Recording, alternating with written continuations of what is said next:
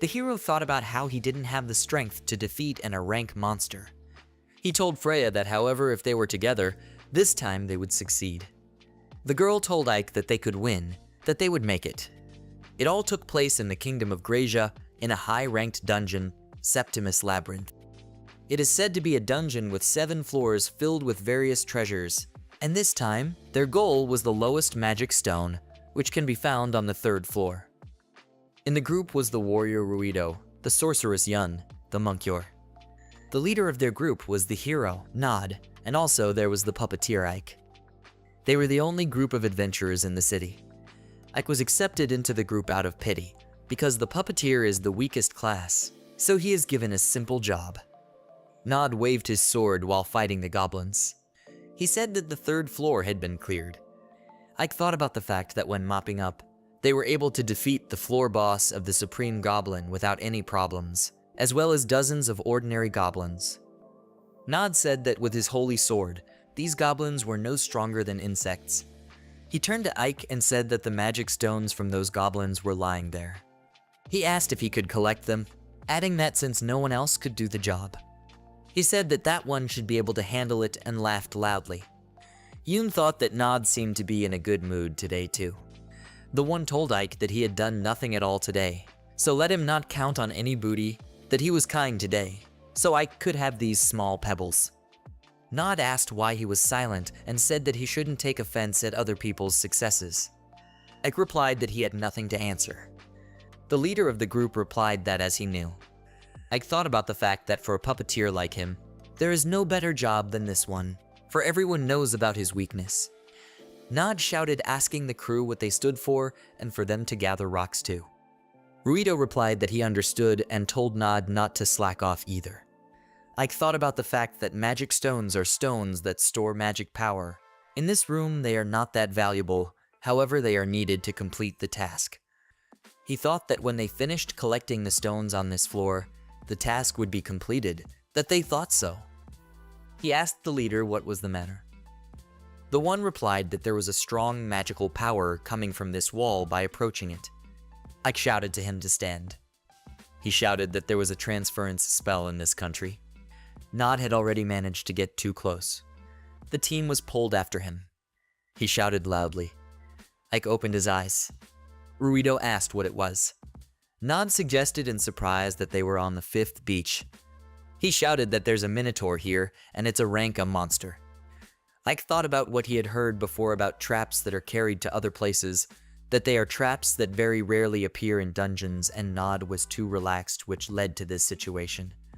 He thought that everyone had little mana left, and they were trapped. He wondered what they should do. Nod was desperate. He ran away from the team with a shout. Ruido shouted to him, asking where he was running to. Yor begged not to leave them. The Minotaur was already approaching Ike. The one thought that it looked like the only way out was to run. He shouted to the others that they too should run. He called out to Freya. He thought about the fact that it was Freya's warrior puppet, that at first glance, it could not be distinguished from a human, but it could not think or speak, but it did nothing without his command. The Minotaur's blow came right between Freya and Ike. Ike yelled for the doll to attack his legs. The latter ran to attack. The Minotaur swung his fist and struck down with all his might. Freya dodged and launched a sword attack at its feet. The Minotaur howled. Ike said that the monster wasn't moving, and this was their chance. He yelled to Freya that they should run. The Minotaur's leg recovered. Ike was surprised that it had already regenerated, and said that it was immediately obvious that it was an rank monster. He told Freya that they had almost caught up with Nod. Suddenly, he realized that she didn't understand him. The team ran away from the Minotaur while Ike and Freya were behind everyone. Suddenly, the monster grabbed the doll, but the doll threw a punch. Ike was worried. The monster was aiming at Freya. The Minotaur tried to attack, but the puppet dodged. Ike thought about the fact that they couldn't let that one drive them into a dead end. He looked the other way and saw a light. He shouted that the exit was near, and there was not much left. The team walked out to the bridge. Ike thought it was a stone bridge, and there should be a stairway to the next floor. He thought that once they got to that passageway, he figured they could break away from it. He thought that if they fell, it would be certain death. Ike looked over the side of the bridge. The bottom wasn't even visible. Ike looked determined. He shouted to Freya that there wasn't much left and they were retreating. He figured that once they crossed that bridge, Ike figured the Minotaur couldn't get through that passageway. The rest of the team had already gotten to the other side of the bridge, but Nod went the other way. Yun asked what he was doing. He pulled out a sword. He used the divine blade and struck the bridge with the sword. The blow was powerful. Ike didn't realize what was happening. Yun asked what he was doing. Nod yelled to her to shut up, that they couldn't overpower this monster and so he would throw him into the abyss. Ike was shocked. He thought that this couldn't be. He shouted to Nod to wait that he and Freya hadn't retreated yet. The bridge was cracking. The leader shouted for him to be quiet. He asked what else Freya was and what kind of idiot would give a doll a name. He shouted that they had been a burden to them from the beginning and the only thing they were good for was to distract this monster, and it should be an honor for them to die to save them. Ike was shocked. He thought of being a puppeteer, the weakest of all the classes, that he had no strength to fight. He thought that all he could do was give orders to his puppet. He thought that, however, despite his lack of strength, he always tried to do his best for the sake of the team. Ike thought they were in Nod's eyes. He thought that to him, they had always been nothing but a burden. He was distracted from his thoughts. The Minotaur yelled loudly and swung at Freya. Ike realized that he had forgotten to give her orders. He thought that originally, the puppeteer's role in the group was to use the puppets as bait, that the bridge was about to collapse, and if he dropped Freya and ran to the stairs, he might be able to make it in time. He thought that might be the most appropriate choice. Ike decided that there was no way he would abandon her, and carrying her in his arms, he saved her from the monster's attack. The Minotaur struck the bridge, and it broke even more. They began to fall. The bridge was collapsing. It finally broke and was falling down, just like the heroes. Ike thought that one day he, too, dreamed of being an adventurer. He thought about the fact that he was already preparing to become an adventurer. However, when he turned 10 years old, he was given the class of puppeteer. Despite the taunts and bullying, he tried hard. He saw how others treated puppets as tools. At this time, Ike wanted to protect the puppet. He wondered if he could be so proud of such an unfair class, even if he was hurt very badly. Falling down, he thought he was no longer alive. He thought about the fact that at least Freya wasn't hurt. Suddenly, he saw something. A Minotaur was falling behind them. It swung a large stone. Ike was surprised that it didn't fall off the bridge and thought he wouldn't let it hurt Freya. He thought that would never happen and turned it around. The monster's attack came right at his head. He experienced intense pain. The back of his head was covered in blood. The necessary requirements were met and the evolution of the puppeteer class into puppet master took place. Puppets acquire a will of their own. All characteristics were increased. Ike's eyes closed. Ike woke up. He said he was in pain. Suddenly, he realized that he didn't realize where he was. Ike remembered that during the mission, they encountered a Minotaur. The bridge collapsed, and he fell into the abyss. He wondered what had happened to Freya. Someone said he finally woke up. Ike turned around. A girl shouted to him. He thought it was a beautiful and strong girl with hair as red as flames, that he knew this girl. He thought he couldn't be wrong, that he spent all his time with her. Ike looked at her in surprise. He asked if she was Freya. She smiled broadly. She happily replied that it was true and extended her hand to him. Ike thought that because of this meeting, he would become the strongest puppeteer in the world and extended his hand in return. He thought that he hadn't realized it at the time. The puppeteer is a class that uses puppets to seek out enemies or act as bait. Small puppets are only good for distracting enemies and supporting allies to attack. The puppeteer himself cannot attack, as he cannot possess the attack skill. Each puppeteer is forced to sacrifice his puppets, as this is the only way they can help the group. Ike thought that, however, he would never accept it. He thought about the fact that puppets have no will, no emotions, they feel nothing. Many believe that they are just toys that the puppeteers use. He thought Freya was different. Ike thought that if he wished, she would fight for him. He thought about the fact that to others, she is just a tool with no emotion, but he can't just watch her fight instead of him. more important to him than winning the battle. Only her well-being mattered. He can't watch her get hurt. Ike decided he wasn't going to put up with it. He decided that he too wanted to fight to protect Freya. He recalled working hard on his skills, and even asking other adventurers to train him, that not everyone understood his beliefs, and many mocked him. Ike thought that maybe he didn't have much skill, but he decided to fight together with his puppet as comrades. He thought she could not answer him by brushing her hair. He thought that in spite of this, he had grown up with her and loved her with all his heart. He looked at Freya, who stood before him. He thought about the fact that he now had a doll in front of him that had a heart. He told the girl that she had indeed developed a consciousness. The girl agreed. She said it was all thanks to him, and she had always dreamed of having such a chat with Ike. The one replied thoughtfully that that was how. The girl said that dolls really don't have consciousness. Well, at least the others do. Ike said that was right. He said that they move thanks to a spell that is embedded in their bodies. Freya agreed. The hero thought that meant she was no longer an ordinary soulless doll that could be used as a tool. Freya said that she saw how Ike cared for her and always protected her from danger. She said that it was probably because of this that words like happy and cheerful became clearer to her. The hero thought that the voice he heard before he passed out was similar to the one that sounds when receiving a class. He had heard that classes were able to develop and evolve, and thought that it seemed to have happened to his. Ike thought it turns out he had improved his puppeteer class and gained new powers. He said that he seemed to have realized what had happened and thanked Freya. The latter replied that she was always welcome. The girl laughed. The hero looked at her seriously. He came back from his thoughts and wondered what he was thinking about. He said he wished he knew what floor they were on now. Ike thought about the fact that there were 7 floors in total in this dungeon, and what he was sure of was that they were now below the 3rd floor. Ike turned to Freya. He asked if she knew how deep they had fallen. He said that when he fell, he lost consciousness. The girl replied that she remembered.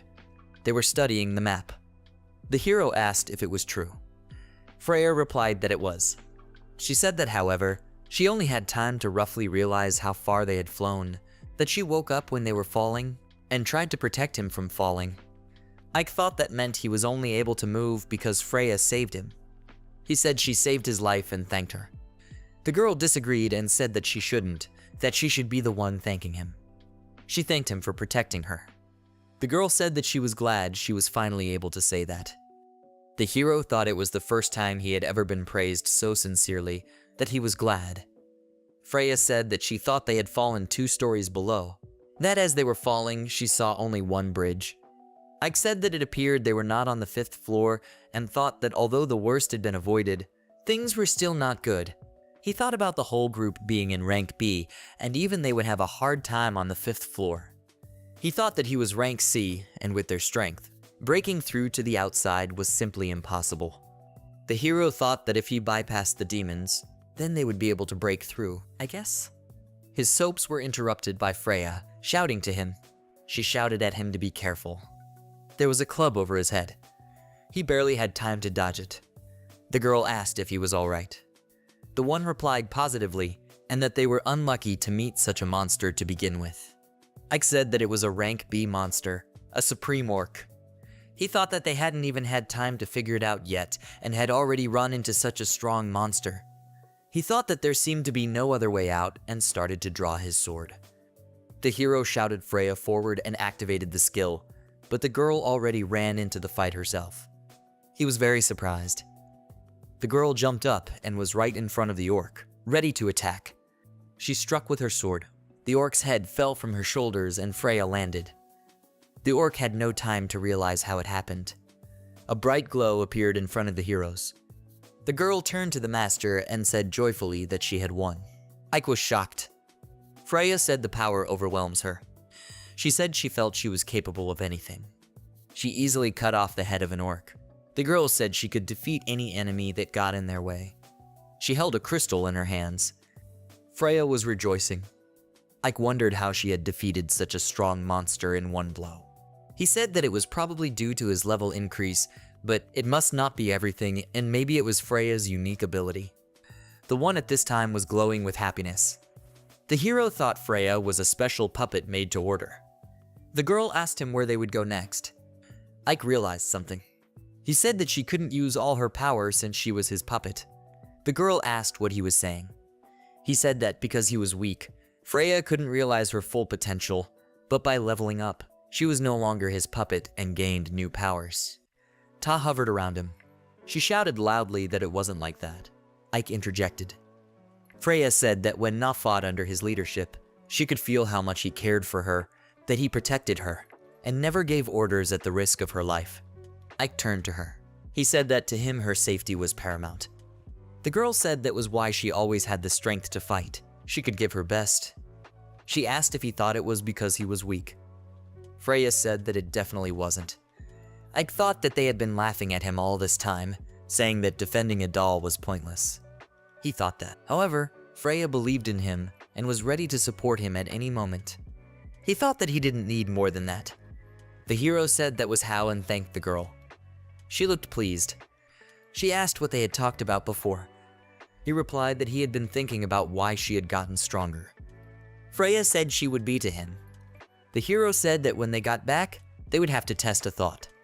He asked what she meant when she said she was overflowing with power. The girl was surprised. She said that it was as if the source of her power inside her body had doubled, and the strength she was getting from it was growing too. Ike said that was what he thought, then used the analysis while looking at Freya. He said he felt it and asked if it was because of her. He said that her body was producing magic. The girl asked again about magic. Ike said that was correct. He said that when he raised the class level, her body changed too. Freya said that she didn't understand everything, but she felt excellent. He said what else has changed is that she now talks non-stop. The girl laughed and replied that she was just glad that she was finally able to talk to him. Ike looked at her. He thought that it was true that there was no outward change, that she was still the same as his Freya doll. Although there was still a difference, she was no longer the toy everyone thought she was. The hero thought about the fact that unless the puppeteer endows the doll with magic, she would not be able to move. However, Freya could move without his magic. He thought that her body contained his magic and her own, and now she was able to use both magical powers at the same time. Freya asked if it was the case that she was now twice as strong. Ike said it looks like it. The girl said that's cool and she feels so good. She said that as you would expect from her master, he took care of the situation right away. The one replied that it was only a guess, after all. The doll happily ran on. He said that oh well. He thought that in any case, they shouldn't give up hope that they could get out even from the 5th floor, and there was no need to procrastinate and waste energy. He said well. Ike decided that they were performing. He turned to Freya. He told her that they were going back to the surface. The hero said that they would avoid fighting monsters as much as possible and asked if she would help him. The girl happily agreed and said of course. Ike said that in that case, they would go, taking her hand. The dungeon looked deserted. The stones were cracked, with plants growing on them. Ike marveled at how big this place was and said they should be careful not to get lost. Suddenly, he noticed something. Freya turned to him, holding a lizard in her hand. He told her to be quiet and let him go. He said there were monsters around the corner. They hid behind a wall. They could see the monsters. Ike said they were higher orcs. He looked out and saw that they were gone. He said he checked with his search. Freya asked what a search was and if it was one of his skills. The hero replied affirmatively that this skill allows him to locate nearby enemies. She asked how he knew there were monsters there. The girl said that he has so many skills and he is so amazing. Ike replied that he had more than just searching and would tell her more about them later. She agreed and said she was happy to listen. He thought about the fact that the puppeteer has many unique skills, such as magical flow to feed the puppet with magic. He thought about how this skill uses magical threads to control the puppet. Ike thought of searching as a skill possessed by thieves, but no matter how hard he tried to learn the skills of other classes, he could not get above the low-ranking ones. While he was acquiring new skills, others were improving theirs. The hero believed that he and his team would fight together. He thought about the fact that the effort he put in then was helping him now, and now he was together with Freya, and with her, he would be able to reach his potential. They reached the entrance to a larger room. Freya was surprised to say that this was the room. Ike asked her to stand there and asked her what it was. He saw someone's clawed labia and fur. There were monsters in the room that looked like wolves. Ike said in surprise that it was a two-tailed beast. The monsters headed towards the heroes. They looked hungry and angry. Ike said that it was a two-tailed beast, that we should deal with them quickly. He thought of the two-tailed beast using its tails as weapons and tearing its victims apart, that it was very difficult to deal with them because of their fast and sudden attacks. He thought that it was a very dangerous B-rank monster. The hero decided that if they attacked together, they can handle. He said that there were 3 of them, and they were at a disadvantage. Freya turned to him and said that that wall was glowing very brightly. The one interjected. He realized that with her, it would be easier for them to defeat. He turned to the girl and said he had a plan. They talked it over. She said she understood and they could go forward. She jumped up. The monster was puzzled. The girl found herself right in front of his monster. All 3 of them ran at her. Freya swung her sword. One of the beasts was furious. The girl attacked it, shouting that it was the first. She said that the surprise attack was successful. Ike told her to be more careful and that the others would be more careful now. They were already running to attack, growling menacingly. He tried to pounce on the girl. She swung her sword. She tried to strike, but she failed. Freya said they were fast and she would have to try harder to win. Ike thought that a two-tailed beast was a B-rank monster that relied on speed and attacked with its sharp tails. Freya said that she couldn't even pick a moment to attack. The hero thought that the fact that Freya was able to kill one meant that she was not inferior to them in speed, and obviously they would have to sweat to defeat Freya. He raised his hand. Ike used the flames and the 2 attacks rushed forward. They hit the monsters directly. Their fur was slightly burned. The hero thought that if he had a little more talent, they would have taken more damage. He thought that his goal was not to attack, and he should divert attention to himself. The beast waved its tail, trying to hit Ike. The one used body reinforcement.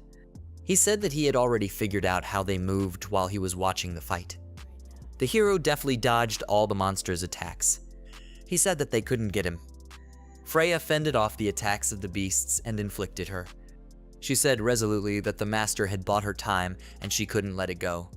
With one blow, she cut off the heads of both beasts. Crystals fell from them. The girl told Ike that they had done well. He told her that she had done well. They gave each other high fives. He said he wished he could be happy too, but something was bothering him. There was something shining on the wall. They walked over to the wall. Freya asked what it was. Ike replied that it was a magic stone that contained a huge amount of magic. He said that there are 4 classes of stones divided, namely small, medium, large, and supreme, and this one could be classified as the 2nd class. He said that it was a stone of excellent quality. The girl replied that this is how it is. She said she didn't understand much, but it is cool. She said that they had already collected 13, and if they sold them they could buy a good outfit, and asked if that was true. Ike replied that it was true, but he had no intention of selling them. The girl was surprised. He said they would need them to leave this dungeon, using the stones fashionably to replenish their magic. Freya agreed and said that first of all, they should get out of here. The hero suggested finding a way to the 4th floor. Suddenly, they heard a loud sound. They were perplexed. Ike thought it was footsteps shaking the ground, the 5th floor, and was it really him? Freya said that it was him. The hero replied that there was no doubt. He said he didn't expect to meet him so early. They saw the hands. It was a minotaur. He appeared in front of them. His eyes expressed rage. He gave a loud wail. The heroes dodged the wind. Freya asked Ike if the minotaur had gotten stronger. He replied that yes, and he seemed to be absorbing magical energy from the walls. He said that originally, the minotaur was the boss of the 5th floor, and it turns out that this is his room. He thought that the room he came out of might be the exit. The hero shouted to the monster that it had been a long time since they had seen each other. He figured they would overpower him. The heroes were ready to attack. Ike shouted, offering to overpower him before he could build up energy. Freya shouted and ran forward. She turned around in surprise. The minotaur hit hard, but she managed to jump back. She thought that he was already stronger than he was before. The girl aimed at him again with a scream. The monster took a swing as well. She screamed that he couldn't beat her so easily and swung her sword right in front of him. She managed to slash his chest. Ike was surprised that she was able to wound the Minotaur. He watched her and thought that it seemed that right now, Freya was able to defeat even a Ranka monster. The monster shrieked and started trying to attack the girl, striking one after another, but she deftly dodged. The hero thought that its movements were very monotonous and easy to predict. The Minotaur gripped his weapon tightly, swinging. Ike shouted that he was up to something and for Freya to watch out. The monster hit the ground and its impact spread out in all directions. Freya asked Ike if he was okay. He replied that he couldn't stand normally. The Minotaur was already close. The hero thought he wouldn't let it and used a decoy. It was as if something turned the Minotaur around and it looked at Ike. The one thought right, let it look at him. He thought that no matter what the monster's rank was, he wouldn't let it lay a finger on Freya.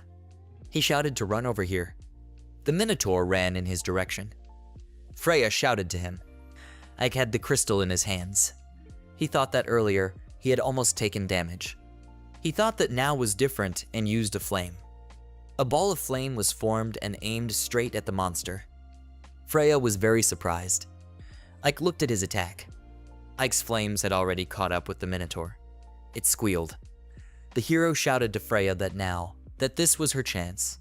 Suddenly he experienced pain. He fell to the ground. Ike thought to his body that it was the recoil from using magic that was beyond his strength. Freya shouted to him. The one replied that he was fine. He told her to focus on the enemy. The Minotaur was about to come to its senses. The girl agreed. The hero started using magic and shouted forward. He was using a decoy. The Minotaur looked at him. At this time, the girl jumped to attack him. The monster noticed her and headed in her direction. Ike used the bait again. The Minotaur went towards him. He used the lure time after time, giving the girl a chance to attack the monster. Freya swung with a scream. She slashed the Minotaur's stomach. The monster made strange noises and was left almost powerless. A lot of blood was flowing from it. Freya was surprised. Suddenly it attacked her. The girl was thrown back hard by his powerful attack. Ike looked at the monster. He held a crystal in his hand and shouted using the flame. He shouted that this was not the end and used the flame again. The Minotaur screamed horribly. The hero realized he had to do it again. The crystal fell out of his hand. It fell to the ground itself.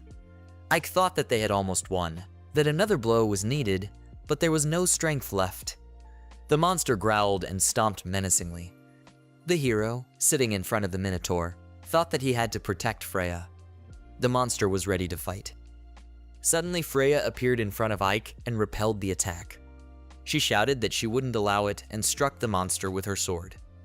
She shouted to Ike. He raised the crystal. He thought that letting it go had already left him without strength. The girl took him by the shoulder. He closed his eyes. The hero put the stone to himself. He used the flame again. The Minotaur began to shrink in size and disappear. Freya shouted joyfully that they had won. The hero agreed. He, too, was overjoyed. Ike fell upon the girl. She was surprised. She said cheerfully that it was a good job. The heroes hugged each other with a smile. Ike used the flames. He shouted, and Freya watched in surprise. The monster disappeared in the tongues of flame. A magic stone fell in front of the heroes. They looked at it in amazement. Freya said cheerfully that they had done it and they had succeeded. Ike agreed and said that he was glad. Suddenly he fell to the ground without strength. The girl was afraid for him and called out. At this time, Ike's team was in the Adventurers Guild. Nod angrily asked why their assignment wasn't completed. He dumped the stones on the table and shouted that behold, all 10 stones were in place. The guild administrator, Isla, replied that they were, but as she had explained earlier, they wouldn't be able to sell them. She said that let them bring the right amount. However, half of them had large cracks and were not usable. She said that if they had other stones of higher rank, then they would be able to fulfill the request, but the ones they brought could not be sold. Nod was very angry. He slammed his fist on the table. He thought about the fact that when they fought the boss and he used the holy blade, some of the magic stones fell out of the bag, and even then, He had almost no magic energy left. He thought that to replenish the energy, he had to use the stones they had left. That was why they cracked. The girl asked if they could bring the missing stones before sunset. Nod was surprised. She said that if they didn't make it in time, the guild would have to count the task as a failure. Nod, walking away, said he didn't care and she could do whatever she wanted. He yelled that they had just returned from the dungeon and asked if she wanted them to head back. He said that the penalty for such a task would be negligible. Yoon agreed. She said that of course things might have been different if someone hadn't activated the trap. Nod was surprised. He asked the girl if she wanted to say that it was his fault. The one shouted, asking if it wasn't. She shouted that after all, he was the one who got caught in it, and besides, there was no point in destroying the bridge either. He yelled for her to shut up, that he had no other choice. He yelled that they weren't much help either, so they should shut up. Yoon was getting angry. Nod thought of Ike, that it was all him, that it was all his fault.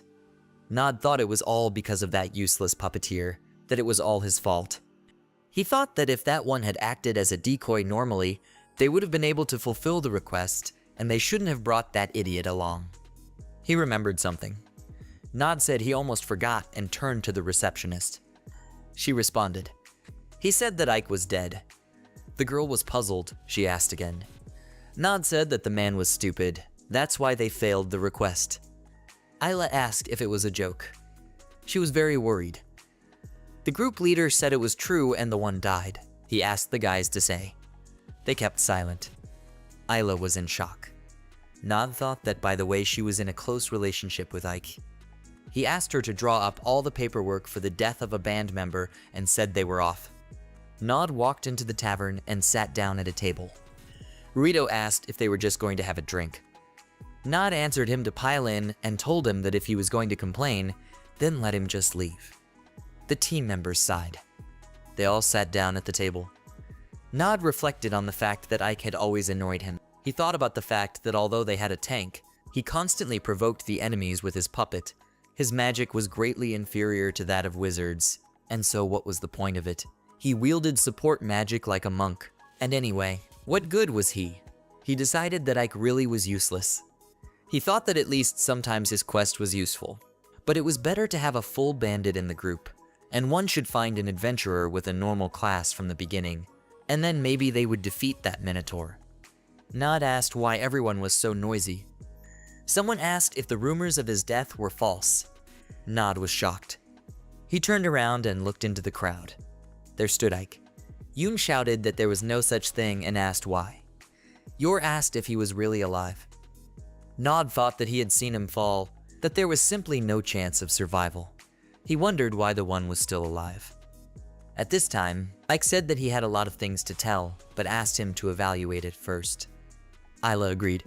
She asked if the Minotaur stone was magical.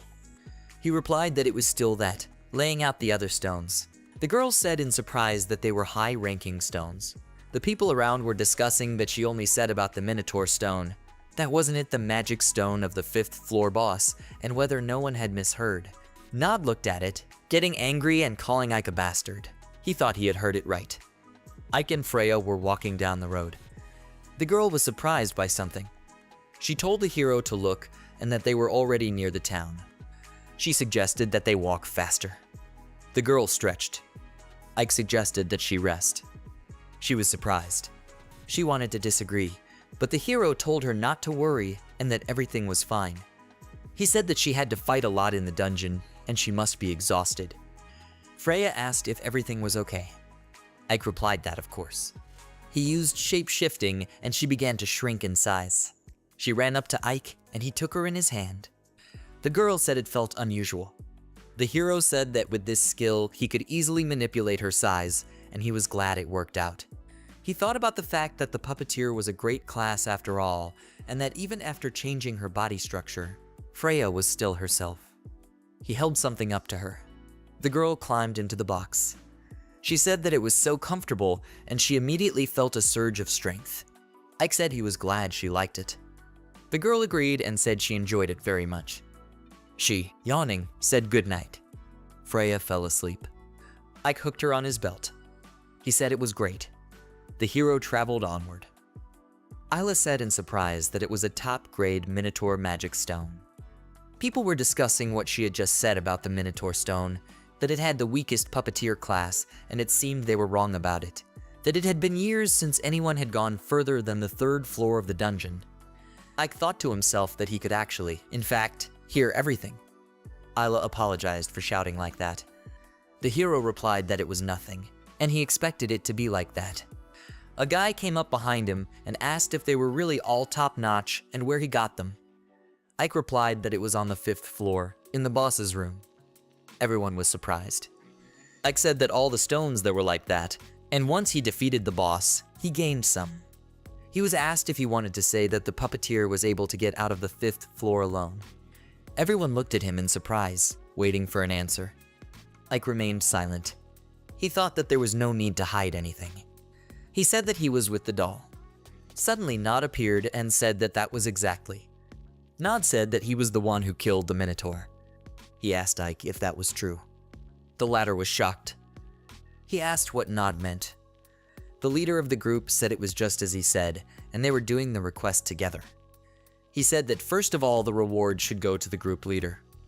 He said that he didn't think that one should take it all for himself. Ike asked what kind of nonsense he was talking about. Nod got angry and asked again. He asked how dare the one. He said he had something to say too. He shouted that the Minotaur stone should belong to them, and that Ike should not act as if he had defeated it alone. He asked if he was wrong. People began to discuss what it meant that he was the one who killed the Minotaur, whether Nod was telling the truth, that he was the hero. They discussed how the puppeteer could have defeated him alone. Ike thought he had been with them for a year and all for nothing. Ruido told Nod that he was overreacting. Isla told them to stand. She shouted that Mr. Nod had recently said that Ike was dead and asked why they did that. The one replied that he thought Ike had died and it was natural to report the death of allies. The girl asked again. He replied that he did and that Ike was just a burden. He shouted that they had risked their lives to fight the Minotaur and he had decided to appropriate the stone for himself. He shouted that during the battle, Ike just ran away, and then when he returned, he ran into a trap, that they were attacked by dozens of goblins, so they had to leave the stone and retreat. He asked if it wasn't natural to think that Ike, who had fallen behind them, had died. Yor asked if that was the case, that is, it was all Ike's fault. Toth said that was enough. He said he was surprised he had the nerve to say such a thing. Nod interjected. Ike asked if it was working out. He asked if he alone was able to defeat all the enemies that the 4 of them had to escape from, and if that was the case. He said it was ridiculous. Nod shouted that bastard and swung his fist. Ike stopped his hand. The leader of the group was surprised. Ike picked up his clothes and threw him with all his strength right against the floor. He said he wanted nothing more to do with them, much less be in the same group. He said that's why he was quitting their group. Nod was shocked, lying on the floor. Ike said he wasn't going to stand for it and was leaving their group. Nod got angry. He called Ike a bastard, getting up off the floor. He said not to mess with him, pulling out his sword. Ike was surprised. He thought the man wanted to start a fight in the guild. The morning came. The birds were chirping. Ike thought with his eyes closed that it was so warm and soft. It was already morning and time to get up. Suddenly, he realized he was lying on Freya's chest. She had told him in his sleep that he couldn't go there. He turned to her in surprise. She hugged him and told him just not that way. He thought they were soft. Ike said that when Nod wanted to bare his sword, Isla stopped him that Nod had to leave, and then he came back with the missing stones and fulfilled the request. Freya was surprised. Ike said he thought, need to go to the guild and get his stuff. Freya looked somewhere and walked forward. He asked if she was listening. The girl asked him to listen to her. She said she had a request. Ike was surprised. They came to the guild. Isla greeted the hero. He also said hello. He apologized for the trouble they had caused her yesterday and thanked her for stopping Noda and no one was hurt. Ta said she shouldn't, and yet, it was her job too, and she was glad she could help. She thought she was just an administrator, and what is she carrying? Ike thought it was nice that she cared so much about him. He asked if he could take a C rank request. Isla agreed and asked if he wanted to fulfill it alone. Toth replied that he wanted to work alone for a while. Holding the box with Freya in his hand, he thought that although he is not really alone. Isla asked if he was alone. How does he like this one? Holding out a piece of paper. Ike agreed and said it would suit him. The girl said that was fine. He asked if the item he asked for was ready. She answered affirmatively and asked him to wait a second. She held out the box to him and said, "Here it is." Ike happily put Freya's box in the box. He said he would go. Ike walked down the street. Freya was eating a bun while sitting on a bench with her shopping. She called out to Ike. He thought that perhaps he should have done a better job of explaining what to take when she asked him to entrust the shopping to her. She held out a bun to him and said they were very tasty. Ike looked at her incredulously. He said that all they had to do was to stop at one store and they could set off. The girl agreed. She watched Ike eat. He said it was delicious. Freya agreed. They found themselves in the Willen Forest. The heroes were hiding behind the trees. Ike thought about the fact that they had to defeat 10 goblins in the Willen Forest, and now he counted 6 and thought they could do it. Freya looked out. The goblins saw her. They glared at the girl. She swung her sword and killed 3 goblins at once. Magic stones fell from them. Ike said that 3 were ready, 2 in front of them, and the last one aimed at him. He dodged the goblin's attack and drew his sword. He stuck the sword into the goblin. Ike shouted that it was slow. The wounded goblin jumped up and picked up a rock. He swung and threw it. The stone flew right between the hero's hair. The man next swung it and cut off his head. Freya said that the master was so cool, and she too finished. Ike told her to be on guard and that they were moving on. The girl holding a bag of stones asked if they had enough. She said that they had already killed 14 goblins. The hero said that was true and they finished quite quickly, but goblins are a kind of monster that usually dwells deep in the forest. Suddenly, he started to fall, which he was very scared of. He asked what those pits were. Freya said that they seemed to lead deep into the forest. Someone's roar was heard. Ike shouted that the roar was coming from there and that they should go forward. Something was visible behind the trees. The hero shouted that it was a cyclops. He swung his club at the 2 girls. They were screaming. Ike shouted to Freya. She was already running forward. She managed to grab the girls in her arms and pull them away from the attack. She brought them to Ike. She told him to leave him to her and prepared her sword. Freya shouted that she would defeat the monster. She set off into battle. The girls discussed that it was cool and she was so strong. Ike asked if they were okay. One of the girls asked if that girl was his friend. He replied that he would explain everything later. He took out a potion and said that he would have to be patient. The hero poured the potion on one girl's wound on her arm and the other on her leg. He said it should be easier now, and for now it was all he could do. Ike said that with a full cure, it would have to be tolerated until the city. Suddenly, a monster crept up behind them and peeked out from behind the trees. The girls shouted fearfully that it was a cyclops. Ike stepped forward. The girls asked if he was going to fight him and if he was as strong as that girl. He replied that he wasn't, and he was much weaker than Freya, but he wouldn't be the one to fight. The hero pulled a box from his belt. He opened it and summoned Tetra using shape-shifting. A girl appeared. The rescued girls were surprised. One of them said it was magic, and really. Tetra pierced the Cyclops with ease. He controlled her. Ike was asked if he was a puppeteer. Tetra clenched her fist. She struck the Cyclops with all her might. He fell backward. The girl looked unfazed. Her movements were controlled by Ike with his hands. The rescued girls shouted in surprise that he was a puppeteer. One of the girls thought that no doubt he was using the magic of a puppeteer, and that no doubt. Looking at Tetra, she thought that the fact that his puppets are the size of a human. This is the first time she has seen such a thing. She wondered who he was. Ike pondered about Tetra. He thought that she had no consciousness after all, and probably because he was giving her away to be repaired along with her case. He thought about the fact that, however, Tetra was also his valued partner, and that he wished she, too, had consciousness. The hero said that in any case, they would not lose. The Cyclops loomed over the doll. He stared at her ominously. Ike said that as expected, it was still moving. The other Cyclops swung at Freya. The one fought back. She managed to wound it. The monster squealed. The girl said one more time. She shouted to Ike that she was going to them. The hero disagreed and asked her to be there for now. Freya agreed while the monster waved his weapon over her.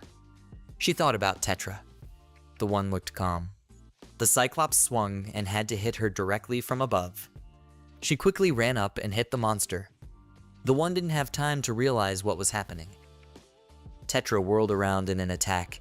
The Cyclops yelped. It swung at her again. Ike struggled to control her. The doll bounced back. Ike thought about Tetra doll being good at close fist fights and Freya aggroing opponents while Tetra attacks. He thinks that inside her battle territory, she has unrivaled strength, that Tetra uses her innate agility against opponents with a large attack radius. Tetra bounced back. Cyclops hit the ground. While he was leaning over, his leg was hit by Ike. As he jumped, he thought, here's his weak spot. The hero thought that he could, and he would succeed. He swung his sword and shouted for the monster to die. Ike stuck his sword right in its eye. Ike put his hand up to the Cyclops' wounded eye. He tried to get into position and said in addition. The hero jumped away from the monster and used a decoy. The girls shouted at him asking what he was doing, asking him to run faster. They shouted that the puppeteers couldn't. Cyclops was about to bring his hand toward Ike. The latter was determined. At the last moment, he jumped up. He carefully looked at the baton-wielding monster's hand. He saw its movements very slowly and easily dodged it by jumping back. Ike thought to look. He thought to watch and keep going. The hero thought he was with it, that it was the power with which he wanted to protect the dolls. Tetra jumped up over the Cyclops from behind, ready to attack. Ike thought he could stand up to any opponent. The puppet hit the Cyclops with all his might. A dent was formed on its body. The rescued girls looked at it in surprise. The monster ran at the hero and Tetra attacked him. Freya was the next to strike. The girls wondered what was even going on and why the puppeteer was fighting alongside them. They thought it was cool. Cyclops ran at Ike. The one used darkness. The monster stopped right in front of him, tangled in the darkness. The hero shouted to Tetra to attack. The doll swung her fist. She delivered a very powerful blow to the Cyclops. Freya left him headless with her sword. Blood splattered. Freya cheerfully told Ike that she had won single-handedly. The latter replied that she had done well and that well she was his. He said he would wipe the mud off Tetra. Freya shouted that it was not fair and offered to. One of the girls they rescued said it was amazing, and it was really a puppeteer. Another embarrassedly said he was cool. The first girl asked Sina what she meant. Ike was puzzled. Freya said that it was good that they were okay. Sina thought about the fact that they had been friends since they could remember themselves, and also, they had promised each other that they would be adventurers. She wanted to be an assassin and Elle was a sword mage. Sina thought that when they became 10 years old, the professions they were given were so high class that everyone envied them. She thought about the fact that just as they had promised, they had become a team of adventurers. They had worked harder than others and defeated strong monsters one by one. In about 5 years, they had reached B rank, and she thought that they would reach any heights. Sina thought that it wasn't arrogance. Elle asked where the Cyclops came from. Sina replied that she didn't know. She said that all she knew was that they were at a dead end. Elle shouted to her. The girls were hurt. Sina said that Elle protected her, but lost her guard in a crowd of monsters and asked her not to do that next time. She asked, next time to leave her behind and run herself. Elle screamed that she couldn't do that. No matter what happened to them, they were always together. Sina turned to her. She thought about how she still wouldn't quit, and if she were in her shoes, she wouldn't quit either. They're partners. Cyclops was one step away from the girls. His baton was coming down on them. Neither hugged each other. Just as suddenly Freya appeared and swept them away. The monster's blow came against the ground. Freya carried them to safety. She asked if they were hurt and if they were all right. The girls were perplexed. Suddenly a roar was heard. Freya shouted to the Cyclops to stay out of her way while she was talking. She said that although she would no longer let him do as he pleased. The girl drew her sword. The Cyclops looked scared. Freya said that she would slaughter him here and went into battle. She delivered powerful sword strikes with ease. Elle asked if she was a swordswoman and said it was a rare profession for an adventurer. Sina said that opposing a B-ranked monster that they couldn't even defeat was cool. They thought that, of course, there were certainly adventurers superior to them. But after all, those didn't even look older than them. Ike came up to them and asked if they were all right. Sina thought what a shame this was and that they should try harder. Looking at Freya, she thought that they needed to become strong like her. Everyone was surprised to see a second Cyclops come out from behind the bushes. Ike stepped away from the girls. Sina wanted to ask him to stop. Suddenly, she thought he was Freya's ally. She asked if he was as strong as her. The hero replied that he wasn't. He said that unfortunately he was not as strong as Freya. He took out a box. He sent Tetra forward and used the designer. The girls looking at it were shocked. Sina thought she couldn't believe his magic and what she had only seen once. Tetra hit the Cyclops with all her might so that it flew backwards. The girls realized that Ike was a puppeteer. Sina thought that it was a weak profession puppeteer, and some thought it was the worst, that it let you control puppets, was inferior to tanks, and could do nothing but distract enemies. She thought that some professions lacked attacking skills and were generally incapable of fighting, that this was the way of the world. Watching Ike fight, she wondered what it was. She didn't understand why the puppeteer himself was fighting alongside the puppets. And furthermore, she didn't understand why he was controlling human-sized puppets.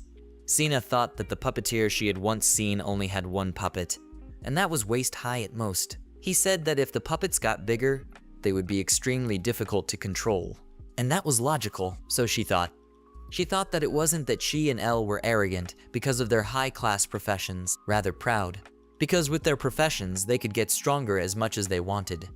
Sina didn't want to believe, that a weak puppeteer without fear of fighting a monster that was much stronger than him. She thought that he was maneuvering his fists to his full height with precision and accuracy, and yet somehow managing to deal damage to the Cyclops. Sina didn't understand how he did it, and thought that no matter how hard they worked, they couldn't like him. She thought it was reminiscent of the stories everyone had once wanted to be an adventurer by reading, and the pounding in their chests that they recognized when they read them. Now she was looking at Ike and saying how cool he was. Elle turned to her in surprise. The hero walked up to them and asked if they were okay. Elle said they were and thanked him for saving them. Sina excitedly yelled that it was cool and how shall I say awesome. Ike said thank goodness and asked if he could find out more about what happened. The girls agreed. The hero replied that it was clear to him and exited. The Cyclops was not included in the quest and caught them by accident. Elle agreed and thanked him again for saving them. Ike replied that he was welcome and he was glad he made it in time. He said that he healed Elle's wounds and left Sina that still the potions were not enough to heal the wounds. Sina said that it was fine and she would heal herself now. Ike interjected. The girl started to say something. She used a high hill, guiding her hand to her wound. The hero said that was cool and asked if she was an assassin. The girl replied that she was, but she was taught by a priest and healing magic is out of her profession, but relying only on potions would be difficult for them, so she tried and memorized. Sina said that the cast is long, so it's a bit hard to use it during a battle, and she didn't have time this time. She said that Elle also knows how to hit, so no matter what happens, they could save each other. Ike said that it was very commendable that they were trying so hard. He told Sina that they were good. Sina was shocked. She thought about the fact that no matter how hard they tried, they couldn't get this skill, and despite having high-class professions, it wasn't so easy to learn it. Sina was embarrassed. Ike asked what was wrong and said that she blushed. He touched her forehead and asked if she had a fever. Sina was very embarrassed. She ran away from him. She thought that she didn't believe that a man with such a profession could beat someone by himself. She thought he was like he was from those stories in her childhood. The girl looked out from behind a tree. Sina looked at Ike and thought he was like a hero. She was very embarrassed. The hero said to apologize that he touched without permission, and he didn't expect her to be so uncomfortable.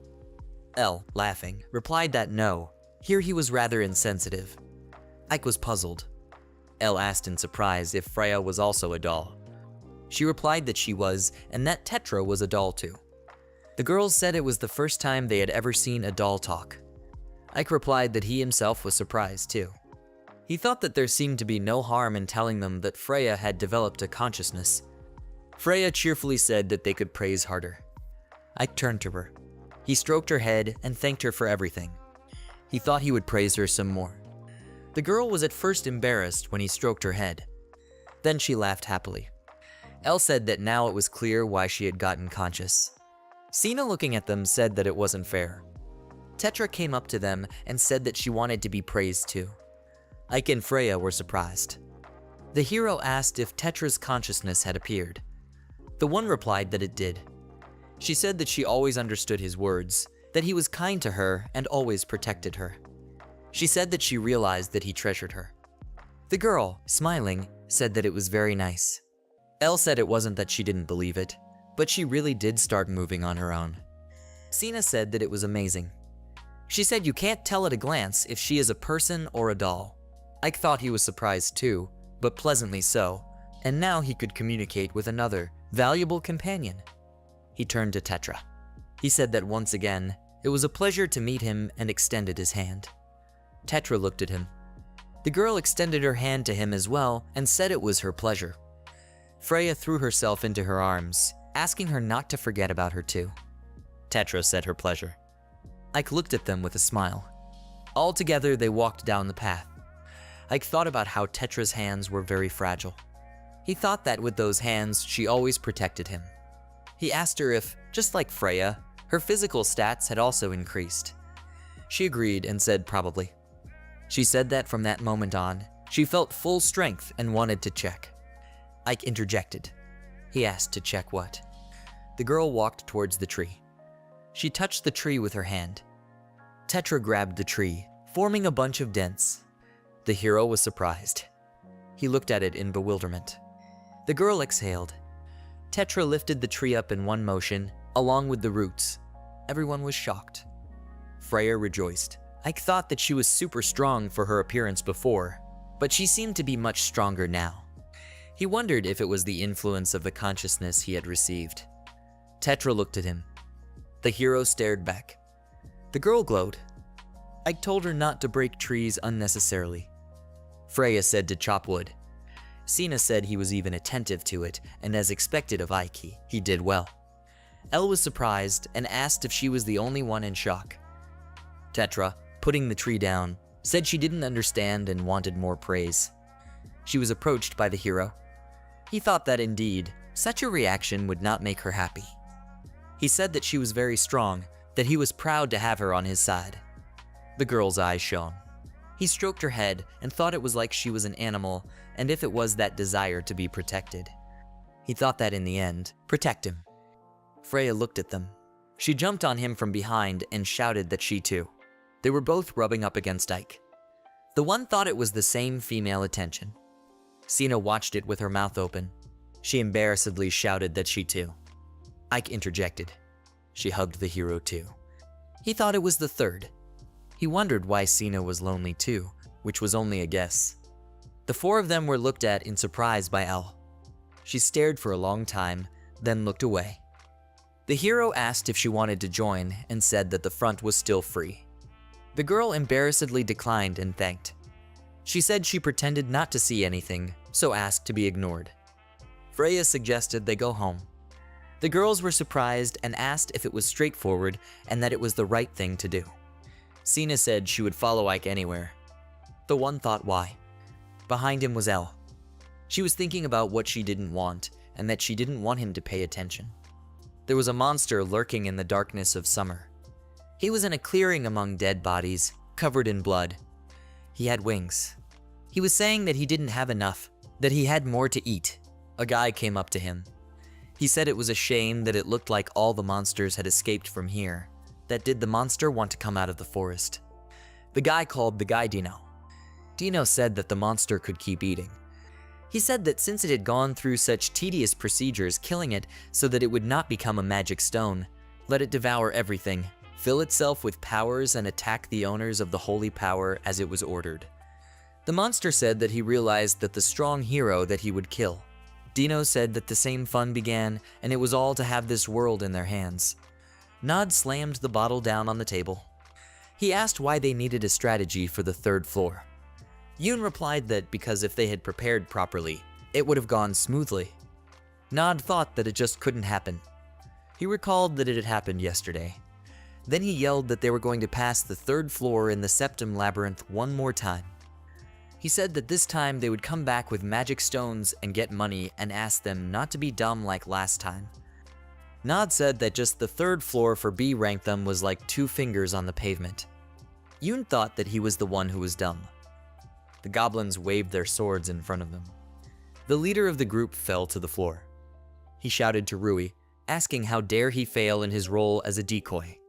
He said he would cut them with the skill and swung his sword. He tried to attack, but they surrounded him. He shouted that there were too many goblins and they were retreating. The team, out of breath, came out of the dungeon.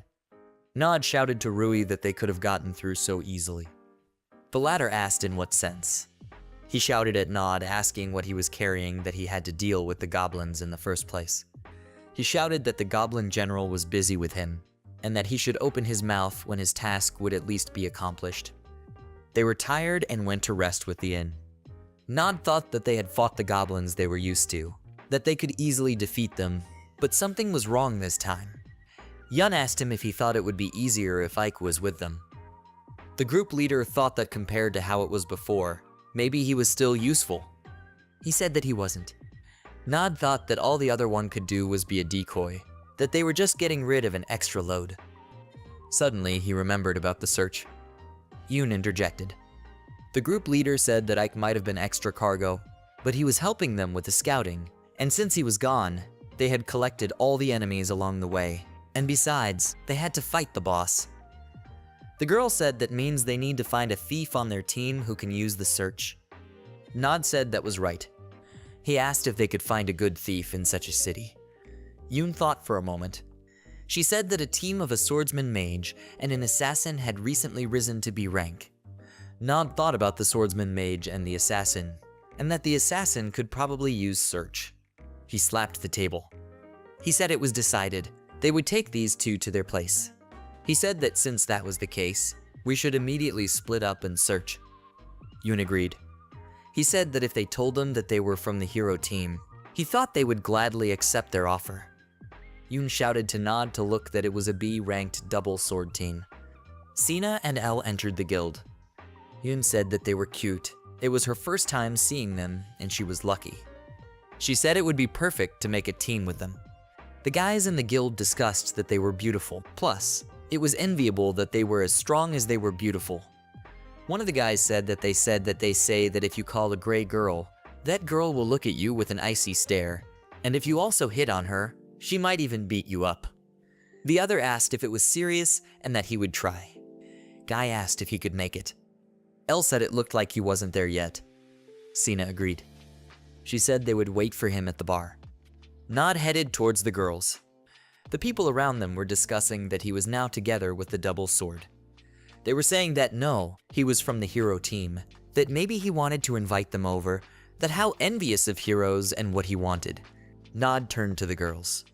He said he was wildly apologizing and asked if they would give him a moment. Elle agreed and asked what was wrong. Sina looked at him with contempt.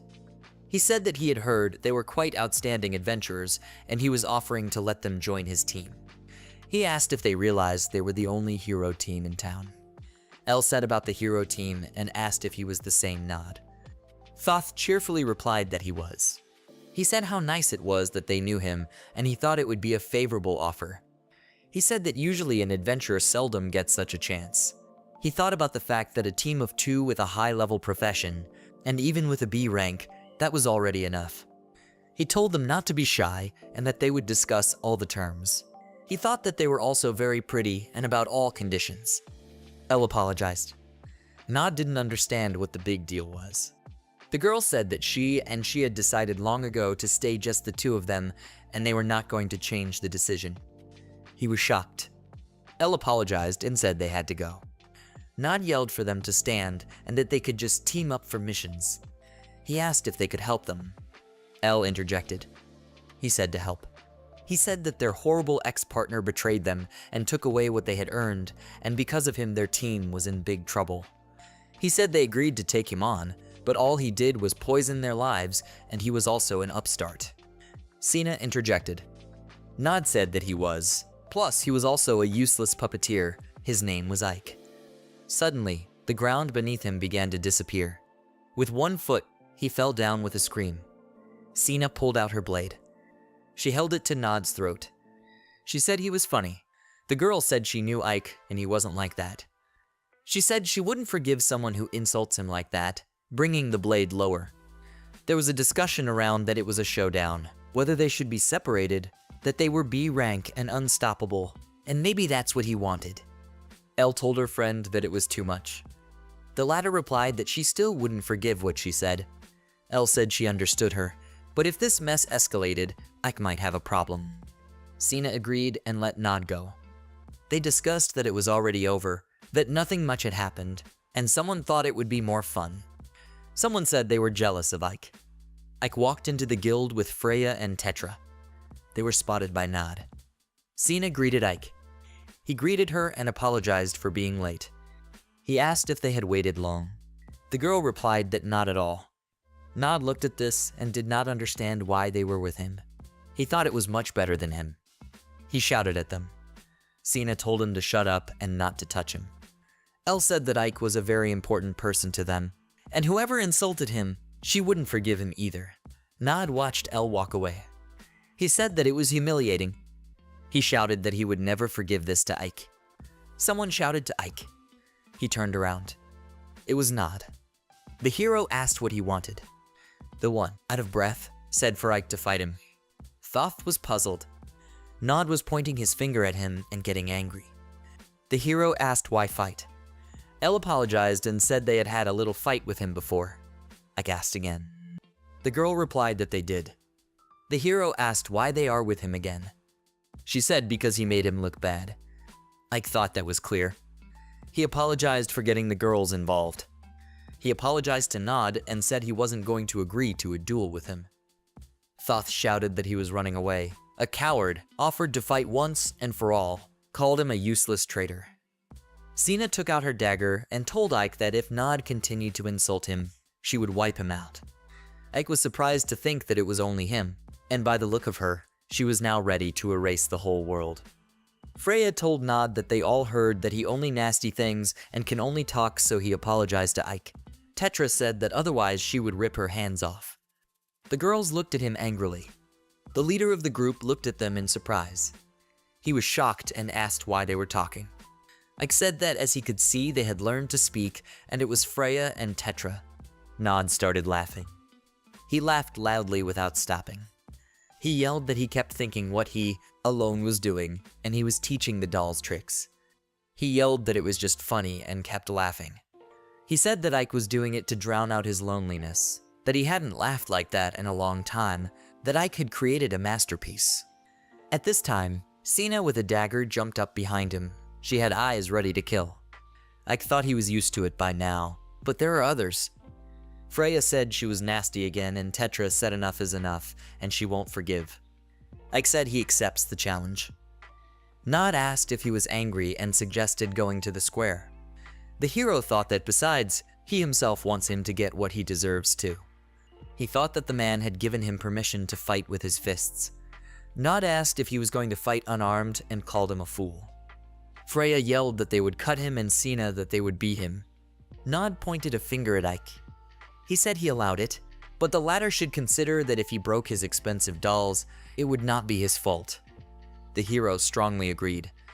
People discussed that there was fighting again, that it was the puppeteer with the hero, whether it was a joke, and that there was fighting. They discussed that it was silly and there was no point in even betting, that maybe he had some ace up his sleeve, whether puppeteers could control such large puppets, and 2 puppets at that, so that they would show something interesting. Sina said they say such things without knowing anything. Elle turned to Ike. Nod told Ike that here is the reality. He said that the puppeteer could not stand up to the hero, and that he should be prepared to apologize to the crowd on his knees. Ike suggested a quicker start. Nod agreed and offered to give him the advantage. He said he could attack first. Ike wondered why he was being generous. He said he didn't care and would let Tetra strike first. He said he wouldn't want to win with a stab in the back. Nod said that was a commendable decision and asked if he had prepared excuses for what he said. He agreed and said to attack. Ike thought the one was so presumptuous and had a plan. He said that Tetra didn't need to be sly and that she should attack from the front first. The girl said she understood and headed forward. She ran quickly. Nod only stretched his hand forward. Ike thought he was going to take a hit and yelled out if he was going to die. Thoth shouted, asking if he was joking. He shouted that he knew how strong that puppet was and its attack wouldn't penetrate his armor. Tetra at this time swung her fist and hit him in the arm. He flew backwards from the blow with a loud scream. Ike was worried. Tetra looked confident. Nod slid across the ground. He, battered, asked what Ike had done. Thoth thought he had underestimated Tetra, and after gaining consciousness, she was many times stronger than he remembered her. People discussed that Nod was a hero, and with one blow with a doll. Nod told Ike not to joke in that one. He shouted that a puppeteer like him and swung his sword. Ike shouted to Freya. She repelled the attack with her sword, protecting Ike. Nod yelled for the doll to stay out of his way. The girl shouted that she would not allow Ike to even touch her. She confidently swung her sword. From behind him, Tetra ran around him. They fought him together. Nod fell to his knee. People discussed what had happened, that a hero and a puppet could not be equal, whether these girls were really puppets, that it was fun, that it was the first time they had seen such puppets. The people were supporting the puppeteer. From his last strength, Nod raised his sword. Ike was surprised. There was light coming from the sword.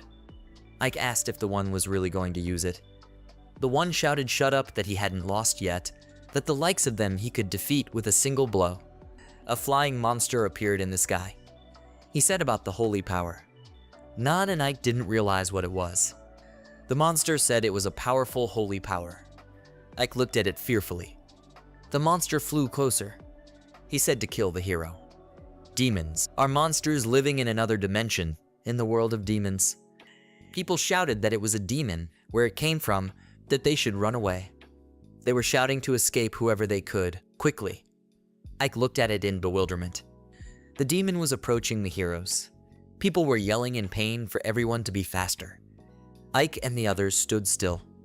Freya said she had a very bad feeling and asked Ike what it was.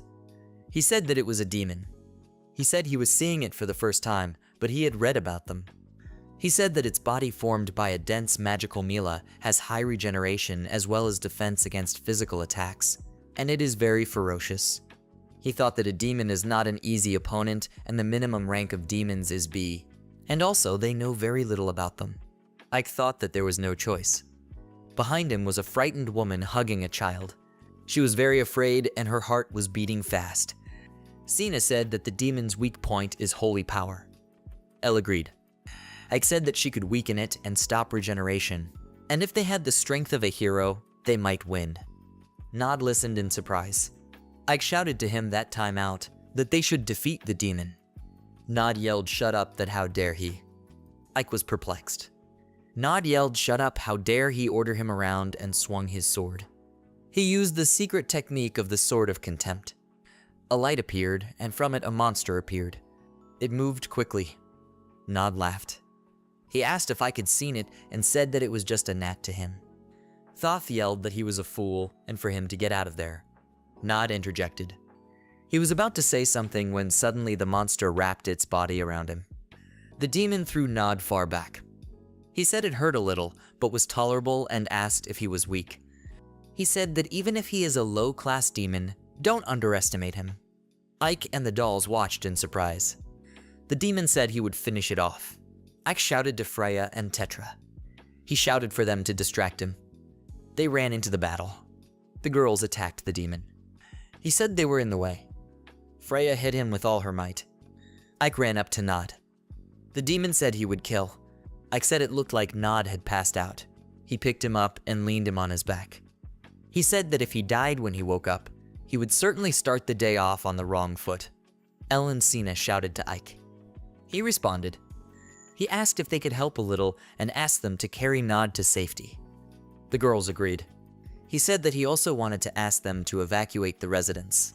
He asked them to gather all the people who had not escaped and said that it was likely that many people had stayed at home. Sina asked what he would do. Ike said that he, along with Freya and Tetra, would destroy it. The girls dragged Nod behind the house. Sina said that actually, they wanted to help fight, but since that was the case, it couldn't be helped. Ike apologized and said he was relying on them. The girl agreed and they ran off. He thought it was good to be lucky to have such friends. Ike said he had to deal with the demon somehow. The dolls were already trying to fight him. The demon yelled at them to be quiet and not to dodge. Freya said it was strong, and Tetra said it was solid. Ike thought Freya and Tetra were now on equal footing, and he had no plan to defeat him while Nod was out. Suddenly, he got an idea. He thought that because she can't throw punches and also, compared to Freya and Tetra, he doesn't use her as much, it might take time for her to regain consciousness. He brought his hand up to another box on his belt. He thought that, however, it would work against the demon. This was noticed by Freya, and she said in surprise that really. Ike agreed and said that he would summon a third and ask the dolls to hold the demon a little longer. Freya replied that it was so. He opened the box and said all hope was on her, calling for Lisha. The doll appeared. She started giggling and then said how long she had waited for this moment. Ike was very surprised. He even jumped back. The girl stood in front of the fallen Ike and said that she had finally met him, calling him master. The girl stood in front of Ike. She looked at him gently with her arms folded at her chest. He was very surprised. He asked if she was Lisha. The girl replied that it was correct, calling her master. He asked again. The demon noticed the girl and said it was a new enemy. He took a large stone in his hand. He shouted to exterminate and threw the stone. Ike yelled to be careful. He rushed to Lisha with a shout and hugged her and jumped away from the impact. When they landed, he asked if she was all right. She was surprised. She said he had protected her. Lisha said that in addition he hugged her with all his might. The girl, smiling with tears, said that she was now laid ready to die. Ike asked her not to die and asked for forgiveness. She replied that if that's what he wanted, then fine. He exhaled. Lisha said that whoever took up their time with him, and moreover, almost maimed them, deserved to die. She raised her hand and fire appeared in it. She said she would destroy this low, stupid creature. The girl said that she realized that she understood that he had summoned her to destroy this stupid creature that had harmed Freya with Tetra. She screamed that it wasn't enough for her, that how dare he distract Ike and take up their time. The hero was surprised. Lisha said that she would put all her hatred, rage, and envy into the holy purifying light. The girl created a flame and launched a large ball at the demon. Ike turned to her. He realized that it was a black flame. He thought it looked like it had engulfed the demon. He shouted that Freya and Tetra had gotten into it too. Lisha told her master not to worry and that this flame didn't burn everyone. She said only those she considered an enemy. Freya watched the demon burn. The demon was surprised. He shouted that it was hot, that it was burning. Freya was surprised at the flame and said it was scary. Tetra said it wasn't hot. Lisha looked pleased. Ike was shocked. He shouted that this was their chance. He shouted to Freya and Tetra. He yelled for them to attack. Freya agreed. Tetra said she would kick ass. The girls ran to attack. Freya swung her sword and Tetra beat in hand-to-hand combat while the demon burned. Ike said cheerfully that the attacks were working. Lisha warily said something was wrong. The demon squealed very loudly. It created streams of wind that threw Freya and Tetra off. The two didn't realize what was happening. Everything around the demon was black. It landed on the ground. Ike thought that his aura had changed, and was he really only fighting at half strength? The demon talked about killing, about genocide, that it would start with him. He jumped up, swinging at Ike. Lisha shouted to him that it was dangerous. He asked to have faith in him. The girl agreed and happily said that she adored him. Ike pulled himself together and decided to watch. He used the improvement. He thought about anticipating his opponent's every move. Ike managed to easily dodge the attack. He jumped up and decided to attack himself. The demon swung again. Ike managed to partially dodge, but the demon clawed his arm. There was blood on the demon's claw. The hero, looking at his wound, thought he had failed. The demon was approaching Ike again. The one thought that even strengthened, he lacked the strength to dodge, that when he saw the movement, it was already too late. The monster attacked right in front of Ike's face. He jumped back farther away. The hero thought to the demon to get ready. Freya and Tetra were lying on the ground in broken tables. Freya shouted to Ike. Looking at the looming demon, the hero decided that here and now he would use his power. The demon tried to hit Ike, but he dodged. He dodged the next blow as well. When Ike managed to dodge another attack, the demon asked what was going on, why he wasn't getting hit. The hero jumped back. The demon asked how he was dodging. Ike wondered what was even before Freya had consciousness. He thought about the fact that he, including himself, was simultaneously controlling four. The conviction that he would never damage the dolls gave him a keen observational eye. He thought about what else it gave parallel thinking. Ike recalled dividing his thought processes into 4 separate areas, and in each area he could perform several times the normal amount of computation. He thought his maximum computational speed was about 30 times the normal speed, and by doing this he gained the ability to anticipate. With the help of omniscience, Ike saw the demon's actions ahead of time. He said that the demon's attacks would no longer hurt him. He thought that it seems the monster has little experience fighting intelligent opponents. It thinks simply, so defeating it is quite possible. Ike dodged the blows again and again, thinking that he still didn't have enough attack power to damage it. When the demon was able to wound his arm, he thought that he had provided for that as well. Freya and Tetra rushed into the fight. Freya screamed, swinging her sword that she would not allow any more. The demon called Ike a worthless boy and said it was enough that he would finish them off. The hero thought about how his dodging skills were not just to defend himself. He ran his hands over his puppets and used the source. He thought it was a close-range distribution, and so a huge amount of magical power would hit them. A light appeared around the girls. Freya screamed that the demon was wrong. Tetra screamed that Ike's power was their power. They shouted that you can't call Ike worthless. The demon wailed. Freya shouted that it was inexcusable, and the girls struck a powerful blow. A through hole appeared in the demon's body. He groaned and asked why. The demon began to disappear. Ike thought that now the two of them could be relied on. He turned to Lisha. The latter replied that she was ready. The girl said that she was afraid that her current magic abilities were somewhat limited. She asked if he could share his fervor with her as well. The hero, stammering, agreed, not understanding what ardent meant. Lisha was pleased and smiled. She grasped Ike's hand. He was surprised. He asked why she was so sudden. The girl replied not to make him say it in front of everyone, and that the closer they were, the more efficient the distribution would be. Ike agreed, but thought it was too close. Ike watched as the demon took off at Freya. The demon said he wouldn't let him win. Ike yelled that he still had strength left. Lisha said that she had already gotten enough magic and life force. She began to create fire in her hands and offered to finish off the demon. The girl used Inferno and Binder and then launched fireballs. The flames headed straight for the demon, wrapping around its limbs. Ike shouted for them to keep him from escaping. Tetra told him to rely on her. She jumped high in one motion, reaching up to the demon's level. At this time, the one was burning. The girl managed to climb onto his neck. She exhaled a breath. The demon didn't realize what was happening. She attacked it by ripping out its wings and told it to get. The demon yelled loudly. They began to fall. Freya shouted at Tetra to dodge. The girl complied. She flew downward. The demon said he wouldn't give himself. Freya disagreed and shouted that he was finished. With her sword, she chopped him in two. The sky was bright. Someone called out to Ike. It was Elle. She said that they had brought people who could help in the rear. Sina said it looked like they had already won. She said that was what was expected of them. The people who came didn't understand what was going on.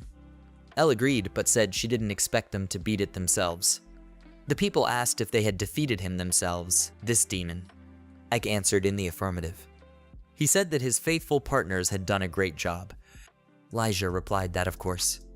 She said that her master was the greatest in the world. Sina told the people that she would tell them, and that Ike is actually the strongest puppeteer. The people were surprised that he was a puppeteer and asked where the puppets were. Freya happily said it was them and said hello. Tetra said not to let them pass. The people asked if it was a joke and if the puppeteers were the weakest divas. Freya replied confidently that Ike was the strongest. Tetra agreed and said that Ike is amazing, and because of him, they are here.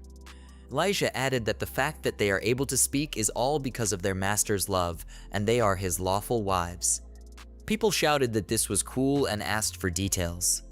They asked if they were really dolls and asked for proof and offered drinks. Someone yelled that he didn't fight, so at least he'd get a treat. Some disagreed and wanted to treat themselves. Cena turned to Lisha.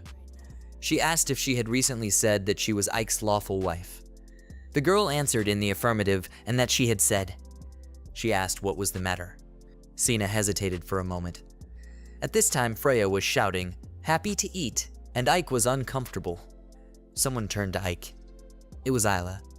She shouted that they had come, and she had gotten a report that a demon had appeared in the city, but the alert hadn't reached the adventurers.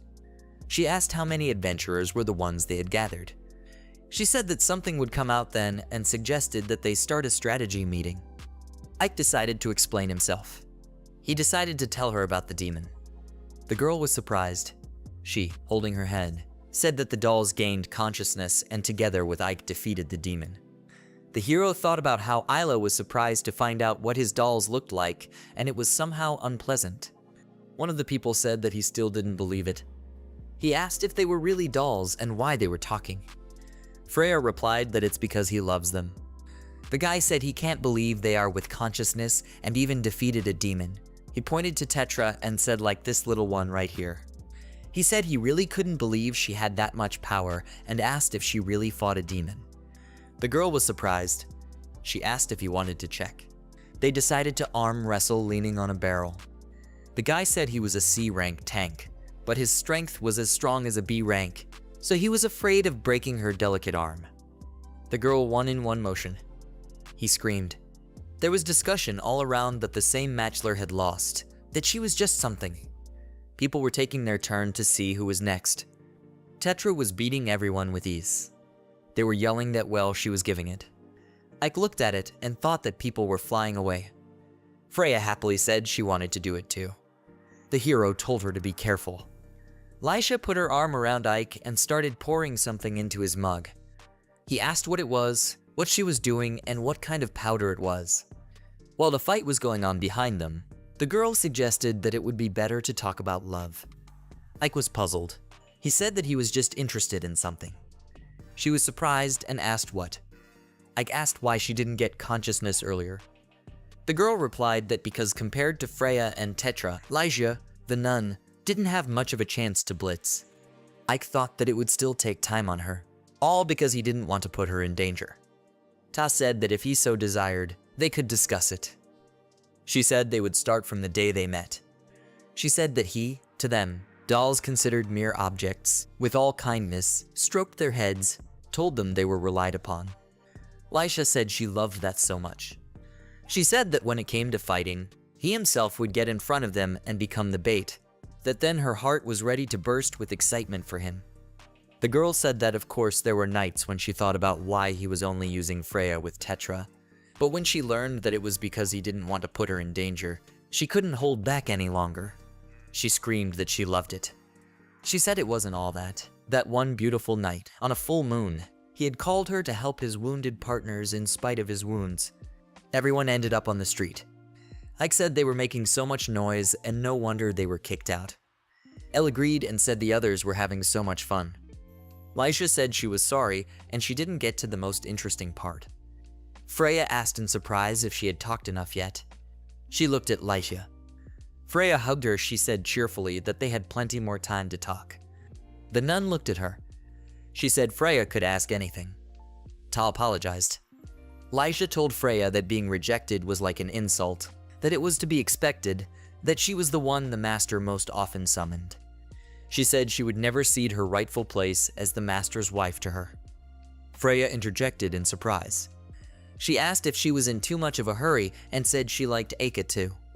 She got embarrassed and said she meant she liked it as a friend. Freya blushed and said that love is not for them yet and she means it's too soon. Lyja said what kind of acting ability is that, and she even believed it. Ike thought how friendly they were. He looked down in surprise. He was being hugged by Tetra. He asked her what was wrong. The girl replied that she had decided that if she liked someone, it was best to make it explicitly known, and she too would fight for Ike. The man thanked her and said that he would take care of her too. Sina looked at them. She was approached by Elle. She asked if the one would join. The girl cried out in embarrassment. She shouted that no, that she didn't mean that she loved Ike and the like. Elle interjected that she didn't love him. Sina shouted that she didn't, though. The hero turned to her. The girl shouted that he had heard that it was just a figure of speech like that. Elle laughed. She thought about the fact that Sina is her childhood friend, and she is usually calm, and this is the first time she sees her so excited. She thought that was why she was very happy and would help her in any way she could in this case. She thought that there was no progress this time. Sina at this time was thinking of words for excuses. Ike thought that something was keeping them busy. Freya and Lyja hugged him. Freya suggested that it was the way to go. Lyja said that everything is fair. Freya said the fun night was just beginning. Ike said it's actually hard to walk like that. Behind them, Sina was sad. Elle told her that next time. Nod woke up. He lifted himself out of bed and wondered where he was. Suddenly, he was in pain. He thought of those wounds, and that he had definitely fought Ike. He remembered that a demon had appeared in the square. Nod thought about how the room was like the guild doctor's office, and someone had carried him here after being hit by the demon. He thought, that is, it looks like he defeated the demon. He left the room with the thought that the fact that he was alive during a threat to humanity was enough that. Isla noticed that he was awake. Nod said how scary he was. The girl didn't understand what he meant. She held out her sword to him as he immediately disappeared from the guild. It was night. Yun yelled at Nod, asking where he had been. He replied that it looked like he had won. The girl asked if it was true that he had lost to Ike, and also that the demon had been defeated. She said that it was Ike who defeated him and asked what it was all about. He was shocked. Nod thought about Ike again. He thought about how long the latter would chase him, that he wanted to stop him. Ike and his dolls came to the guild. Hero, what mission will they take today? Ike thought about it and said that they'd handled such a big one yesterday. He suggested they take something easier this time. He noticed one of the missions on the wall and asked what it was. The hero saw that it was a survey of Ville's forest. He asked the girls if they would take it. They said yes. He said that they said that Cyclops appear there. Ike thought about the fact that the monsters that were supposed to be deep in the forest started appearing at the entrance, that this mission says that the ecosystem of the forest is disturbed, and he thinks it's for a reason. He thought about it. Tetra read that the condition required 1B rank adventurer on the team. She said that they are C rank, so unfortunately they won't be able to take this mission. Freya said that they are as strong as a rank and it's unfair. Lyja said that it seems like not everyone here understands the coolness of the master. She said that if he can't take this mission, then no one will definitely take this mission. Ike replied that that was too much. He thought about how he understood the feelings of the person who offered the mission, but they couldn't take it for now. He said that they should gain experience in the guild first. The hero said that there might be other missions as he suddenly noticed Sina and Elle. He wished them good morning and told them that they had come too. Elle in return wished him good morning. Sina was embarrassed by his appearance. She wished him good morning and said that what a surprise. They wished good morning to the dolls. Those replied in the same way. Ike asked the girls if they wanted to take the mission together, holding out a sheet to them. Elle read that it was to survey Ville's forest. Sina agreed and said, "Then there is something incomprehensible about it." She agreed and offered to take it. She said that they should repay them for yesterday. The heroes went to the forest. Freya, Sina, and Tetra walked ahead, followed by Ike with Lyja and Elle. Freya asked Sina how she fights. She replied that she usually just helps Elle. She said that when an enemy shows a weak spot, she gets them with a dagger. Freya replied how cool that was and asked where she learned that. Sina said that when she is alone, she uses magic.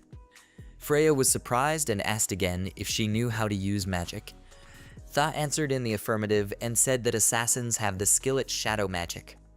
She said there was something else. Suddenly, the girls noticed something and turned around. The whole team looked at the bushes. Many eyes could be seen from them. Goblins ran out of the bushes, screaming. Ike was surprised. He realized that it was a bunch of goblins. He said that it was still strange, all this. Elle agreed. She said it was too soon for them to show up. She said then they would have to beat them for now. Ike agreed and said they would think after that. The monsters attacked.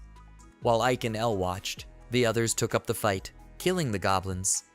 Lisha said they didn't seem to need them. Elle said they would only get in the way with their magic. The hero agreed. The goblins were defeated. They moved on.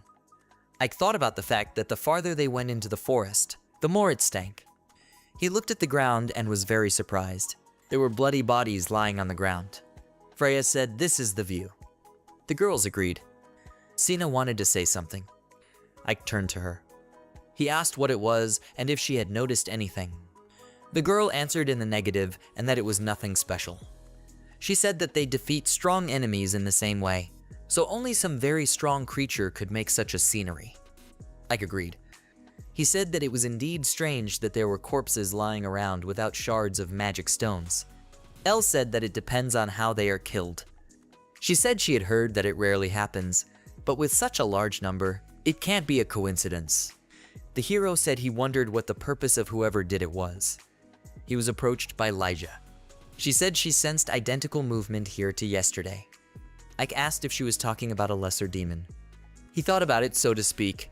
It's a demon that eats human magical creatures and gets power from them. He thought that with the power of the lesser demon they defeated, it would be easy to defeat without turning the enemy into magic stone, meaning that the monsters appearing at the entrance escaped from the lesser demon. He said that it seemed like the ecosystem wasn't going to collapse anymore, so he offered to go and inform the guild.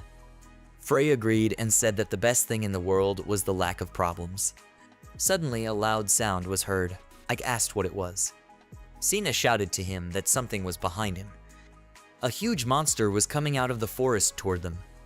The hero realized that it was an ogre. Ike yelled that it would attack and for everyone to duck. The ogre ran at them, swinging a club.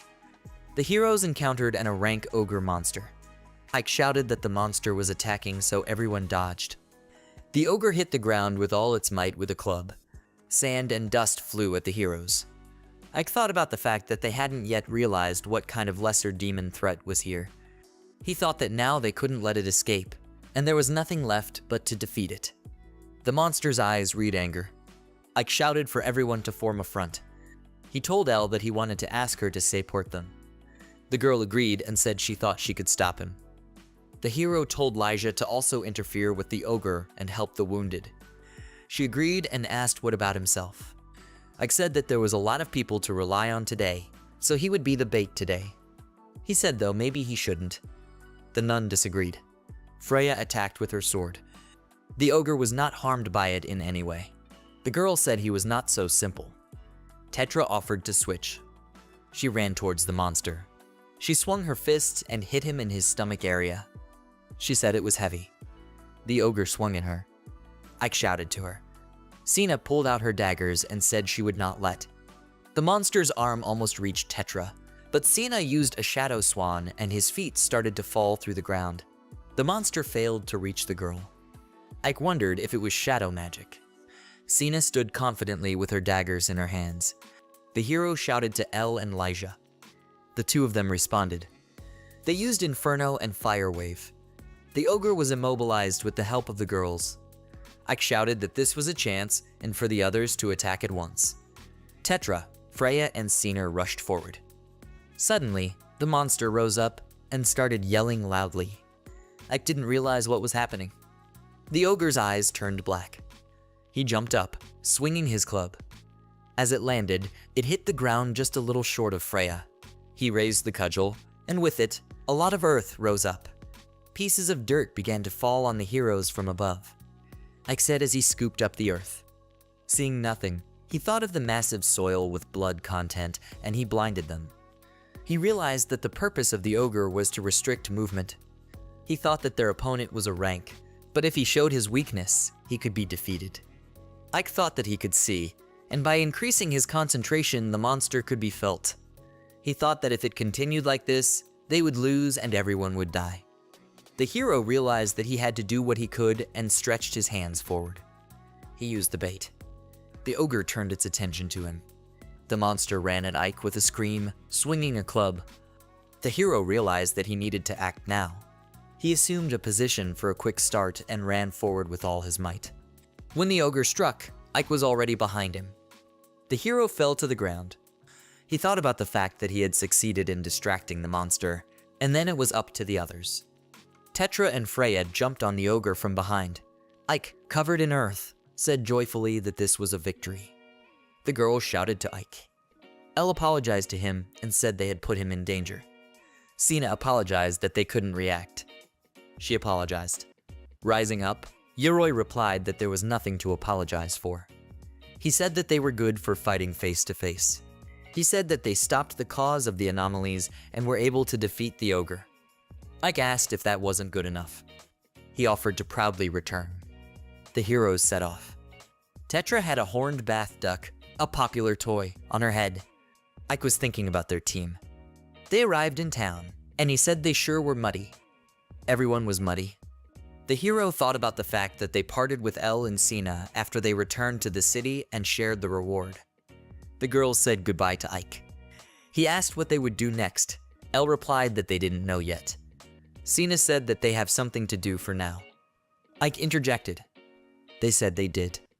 He thought that they wouldn't be allowed to go anywhere like that. He had an idea. The doll's eyes lit up. They were very happy to see the bathtub. The hero said that they could be cleaned in the doll's cases, but N thought of letting them have such an experience. He said that all the more reason to have them wash quickly. He told the girls to go ahead. Ike thought that they were originally dolls, but now they had a female body and consciousness. He thought it was still good that he let them bathe separately.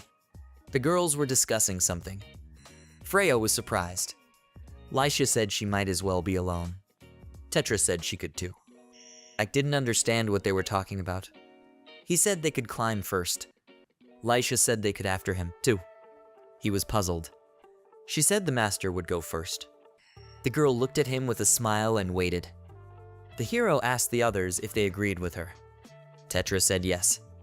Freya shouted happily that they would wash up later. Ike didn't understand what was the matter. He said then happily. He lay down in the bathtub and relaxed. The hero said how tired he was. He asked when was the last time he took a bath. He thought about how he had gotten so busy after everyone had consciousness. Ike thought about the many things he had experienced after being expelled from the team. Especially the coolest thing he thought was that he had survived a deadly fight with an ogre right after fighting an inferior demon. He concluded that he was saved by everyone. The hero thought of the swordswoman doll Freya, the fighter doll Tetra, and the monk doll Lyja.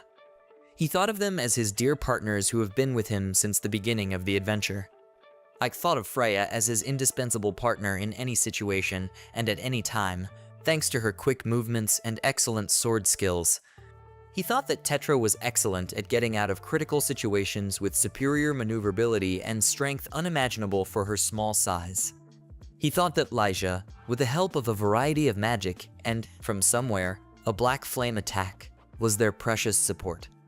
The hero thought of them all as irreplaceable comrades, but he didn't understand how they gained consciousness.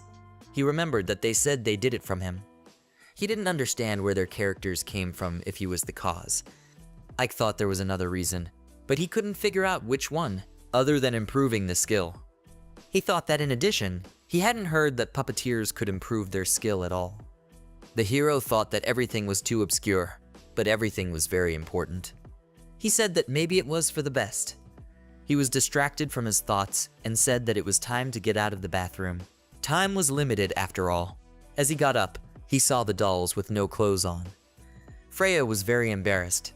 He asked in surprise what they were doing. Freya, all red, shouted that the two insisted she hadn't suggested it. Tetra said it was more fun to bathe together. There was no doubt about that. Lyja laughed and said that they were Ike's partners. She stood in front of him and said that whatever is natural is not ugly. The hero was puzzled. The girls jumped into the bathtub. Tetra said that Ike was caught, and Lyja apologized. Freya, covering herself, also climbed into the bathtub. Everyone was silent. A blushing Ike surrounded by girls thought that he wouldn't get out like that. He asked if they would explain it all. Elijah said it was just as they told him and that there was no point in them bathing in different tubs. The hero disagreed and said that there was a point. The girl said how shy he was and giggled. Ike thought that he couldn't be the reason for having such a character and that she was mocking. Tetra's head made contact with his shoulder. The girl lay down on top of him. The hero turned to her and asked if she could move away a little. She replied that she could not and that she was comfortable here. He turned to Freya. She responded. He said they were having a hard time and asked if that was so. She said yes. A duckling toy was floating in the bathtub. Tetra said that this is it, happiness. Ike said it felt good. Elijah agreed. The hero said that sometimes, in principle, you can, and that was it. Freya was sitting remotely from everyone. She said she would come closer. At the guild, the guys said hello to Ike and asked him what quest he would take today. He replied that he had just come to look and hoped to find a good one. People whispered that he was the one. They wished him well. The hero thanked. Elijah giggled. Freya asked what was the matter. The one replied that she thought the attitude of the host was changing day by day. Freya said that they had finally noticed the host's attractiveness, but they would only give them a passing grade for now. Elijah replied that the one was unwavering. She said that it still felt good to her as well. Freya agreed. The heroes stood at the board with their assignments. Ike asked what they would choose. He said by the way that the rank didn't rise in a blink of an eye, and there would be no special quest today. Isla came up to them. She said that Ike was on time and asked if he had time. He wished her a good morning and told her that he hadn't picked a quest yet, so there was time. The girl replied that thank goodness, and then she had a conversation for them in the far room. The hero was puzzled. He and his dolls sat down on the sofa. Lycia asked him what was going to happen. Freya said not to make much noise. Tetra drank tea and said it was delicious. Isla walked over to them. Everyone twitched at once. She thanked the team for waiting. She said they could behave as usual. Ike wanted to excuse himself. The administrator suggested getting to the point. All agreed. She said that they had a conversation about having to report to the Royal Guild and the feudal lord about defeating the demon. The hero replied that he had already done everything. Isla said that a reply came back and they promised to give details later. She said that they had a personal errand from the feudal lord. Ike was very surprised. The hero stood outside a large mansion. He said that the house was big. He thought about it being a feudal lord's mansion, which is special in a city of aristocrats that he usually doesn't go into. On the way out, he said that he was an adventurer and was sent from the guild, that his name was Ike. The guard replied that they had been reported to them and asked to see the adventurer's map, just in case. The hero agreed and reached into his bag. After looking at the sheet, the guard said that everything was correct and asked him to wait. Ike exhaled a breath. A maid came out to the door. She invited the hero to pass. She said that the master was waiting for him in his study. They walked down the corridor of the mansion. Ike was looking around. From the doll box, someone said that it was beautiful here. The maid asked if the hero had said anything. He replied that nothing. Ike whispered to Freya that he told him to sit quietly. The girl apologized. He thought about the fact that it hadn't been long since the puppets had gotten conscious, and there were times when they did unexpected things, like in the guild. Ike asked Isla why he was a feudal lord, and why all of a sudden.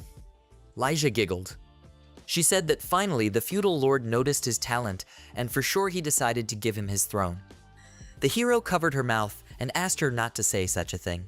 He thought about the fact that they were learning to live like ordinary people, but now they were dealing with the aristocracy and would like to have a minimum of incidents. Ike didn't think about them getting out and talking. He thought about the fact that it was still the right decision to say that he didn't have a team, and they would probably run around and frolic. He noticed someone on the stairs. There was a girl looking at him from behind the wall. He thought that she must be from this mansion. A maid called out to him, telling him that they had arrived and he was here. She turned to the man and said that they had brought Ike to him. The man gave permission to enter. The hero entered, apologizing. The feudal man responded by apologizing for summoning him so suddenly. He said it was a pleasure to meet him. that he was the feudal lord of Gray's territory, Alt Grays. The hero said that he was an adventurer and his name was Ike. The feudal lord thanked Ike for responding to his request. He asked him to take a seat. Alt suggested getting straight to the point. He said that news of Ike's recent exploits had reached him, and so he wanted him to defeat the boss on the 6th floor of the Septum Labyrinth. The hero asked what the boss on the 6th floor was. The man replied that it was a Hydra. Ike interjected. He thought that the Hydra is an rank monster with a bunch of heads, using poison, and seems to have but very little information that it also appears in other dungeons. He asked how Alt knew the Hydra was the boss of the 6th floor. He apologized for the question and said it was just the first time he'd heard of it. The hero asked if there was some adventurer that had reached it. The feudal man closed his eyes. He said that in order to entrust Ike with this quest, he would need to explain the circumstances in more detail. He asked to follow him. As they walked down the corridor, the hero thought about the fact that the Hydra was unlikely to have expensive magic stones that aristocrats want. Alt said that they had come. He opened the door. There was a girl in the room. She turned around at them. Ike realized it was the same one who had been looking at him. Alt addressed the girl, calling her Iris. He reminded her that he had told her not to come near this room while they had a guest. The girl apologized. He replied that it was no longer anything. He said he had a conversation to Hero and asked the girl to leave the room. She agreed to do so. As she came out, she looked Ike in the eyes. He was puzzled. The feudal lord apologized. He said the girl's name was Iris, and she was his daughter. He said that he tried to stop her, but she came to check her condition as usual. Ike interrogated what condition meant. There was a woman lying motionless on the bed in the room. Alt offered to introduce her. He said that this was Lynn Grays, his wife, and to make it clearer to him as an adventurer, she was Lynn's hero. Ike thought about the fact that heroine Lynn is this city's legendary adventurer, that she was the leader of the rank hero team and achieved many successes, but a few years ago, she suddenly disappeared. Ike asked again if she was Lynn's heroine. Alt replied that as he could see, Lynn had been asleep for a long time. He said it was the effect of the poison she had poisoned herself with 3 years ago. The hero thought about the poison. He realized that it was on the 6th floor. He thought that the fact that adventurers disappear is a common thing. The feudal lord agreed and said that she was poisoned by Hydra venom. The hero thought about the fact that adventurers don't calculate their strength. Sometimes they are unlucky, and sometimes they go off the rails. Alt offered to tell a little bit of how it was. He asked if Ike knew that Lynn had fought on this city's team. He replied that he knew. The man said that the team consisted of Lynn, a sword wizard, and a priest. He said there was also a puppeteer. The hero was surprised.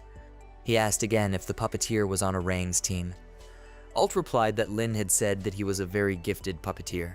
He said that he masterfully controlled 3 puppets about a meter tall at the same time, something that ordinary puppeteers could only control one, so it was immediately obvious that he was gifted.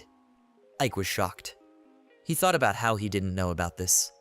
He had always thought that puppeteers moved to the suburbs and became circus performers, that they weren't usually considered a normal profession, and he didn't have any other puppeteers he knew and thought it was the norm.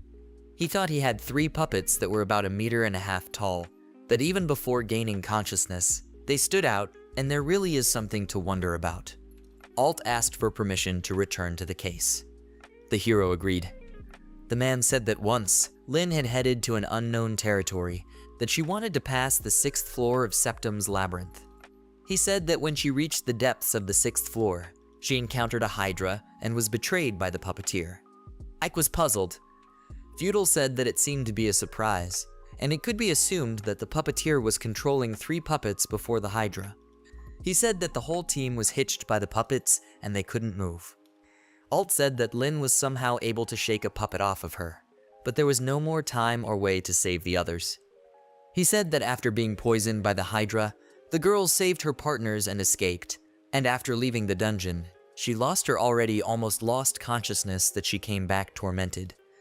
Alt said, further recounting what he had heard from the swordsman mage and priest from Lynn's team. Ike hesitated. The man looked at him. He apologized for telling an unpleasant story. The hero replied that it was no big deal, and what's more, he wanted to know something. The man asked what. The hero asked what was the purpose of the betrayed puppeteer and where he went afterward. The feudal lord replied that it was unknown to him. He said that after that incident, he disappeared and was never seen again, and whether his purpose was originally to kill Lin and the team was also unknown. Ike thought about how he didn't know that such a thing could happen to the Orang team. He didn't understand what the strange feeling in his chest was. He replied that he understood what had happened. The hero said that he was a mere puppeteer, and from what the man had told him, he was in no position to help. He said he thought if he called in a skillful priest, it would be quicker and safer. Alt replied that it was as he said, but a priest from their team had already tried to cure Lin. However, he failed.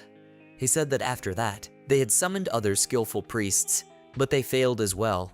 That there was a strong curse placed on Lin that nullified the healing and recovery magic. Ike pondered.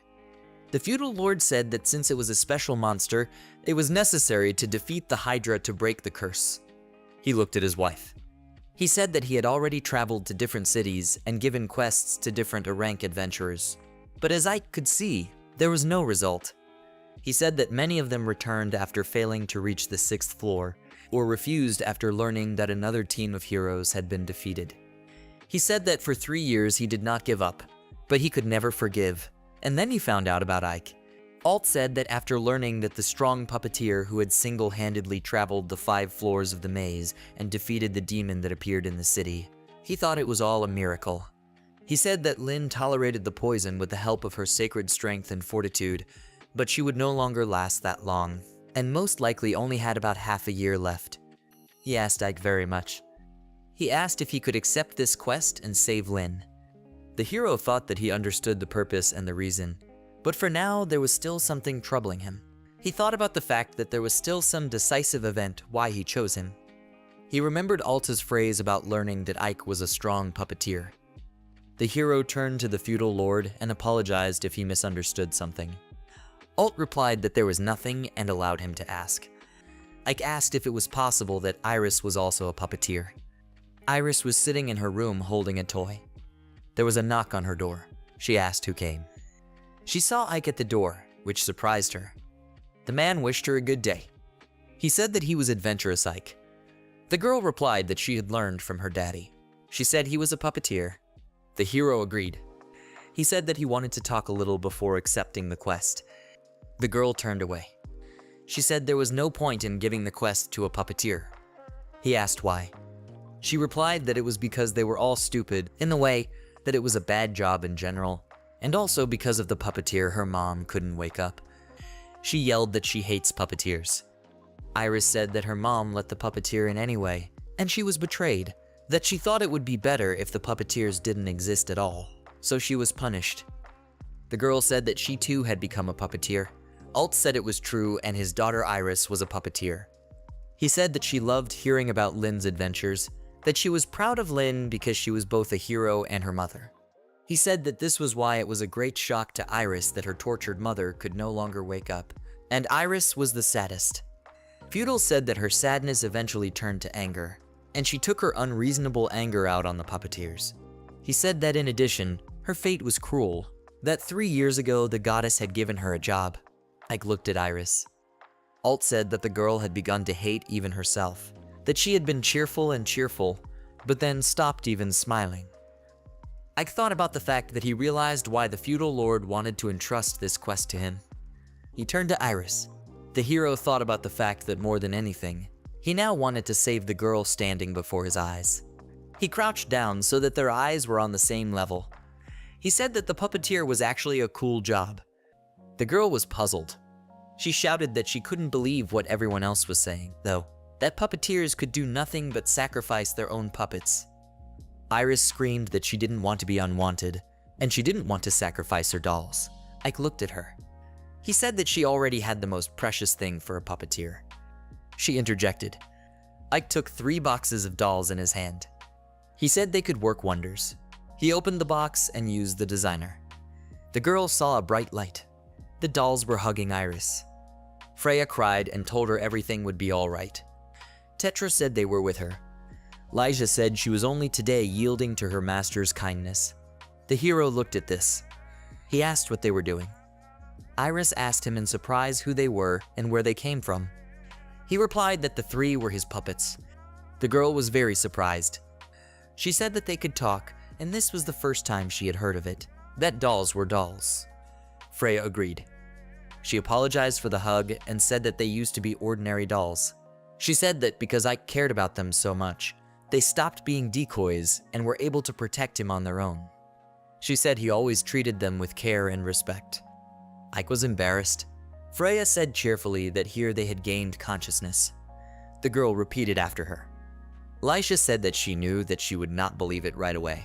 She said that puppeteers could do such miracles. Tetra said it was very nice to be treated well by someone, that she was a puppet too, so she understood. Iris asked if that was true. Ike said that thinking that dolls are more important than anything else is the most valuable thing to them, so Iris would make a good puppeteer. He said he would prove it. The girl repeated surprised. He said that he and she had the same feelings. The hero said that he, as the strongest puppeteer, would triumph over the Hydra. He said he would save her mom, that he wanted the girl to love the puppeteers. Ike said he wanted most of all for her to defeat herself. She was surprised. Her eyes shone. She asked if he definitely treasured his dolls. Toth replied that of course. She asked if he was sure he would not betray. The hero replied that he swore that he would never betray her. The girl asked if they could be believed. Ike asked to believe them. Iris walked up to him and took him by his clothes, calling him brother. She cried and asked him to save her mom. The hero replied that she should rely on him. Ike was in the City of Adventurers, Fide, and he needed to go to the Septum Labyrinth. Alt said in surprise that yet, he still couldn't believe. He said that he couldn't believe that Ike's dolls had developed consciousness. He said with a smile that Iris had already made friends with them. He said she hadn't smiled in a long time. Looking at the team, the feudal lord said he thought they might as well perform a miracle. He handed Ike a map of the labyrinth from the 4th floor. The latter was surprised. Alt said Lin and his partners had left it behind, and it might not be complete, but it would surely come in handy. The hero thanked and said he would really need it. He said that he had a hard time with the boss on the 4th floor, and beyond that he didn't know anything at all, and any information would not be superfluous. Iris turned to him. She removed a necklace from her neck. Alt was surprised. The girl said it was an amulet her mother had once given her, and she thought it would protect him. The hero asked if she would give such a precious thing to him. She disagreed and said she would lend it to him. Ike agreed with a smile.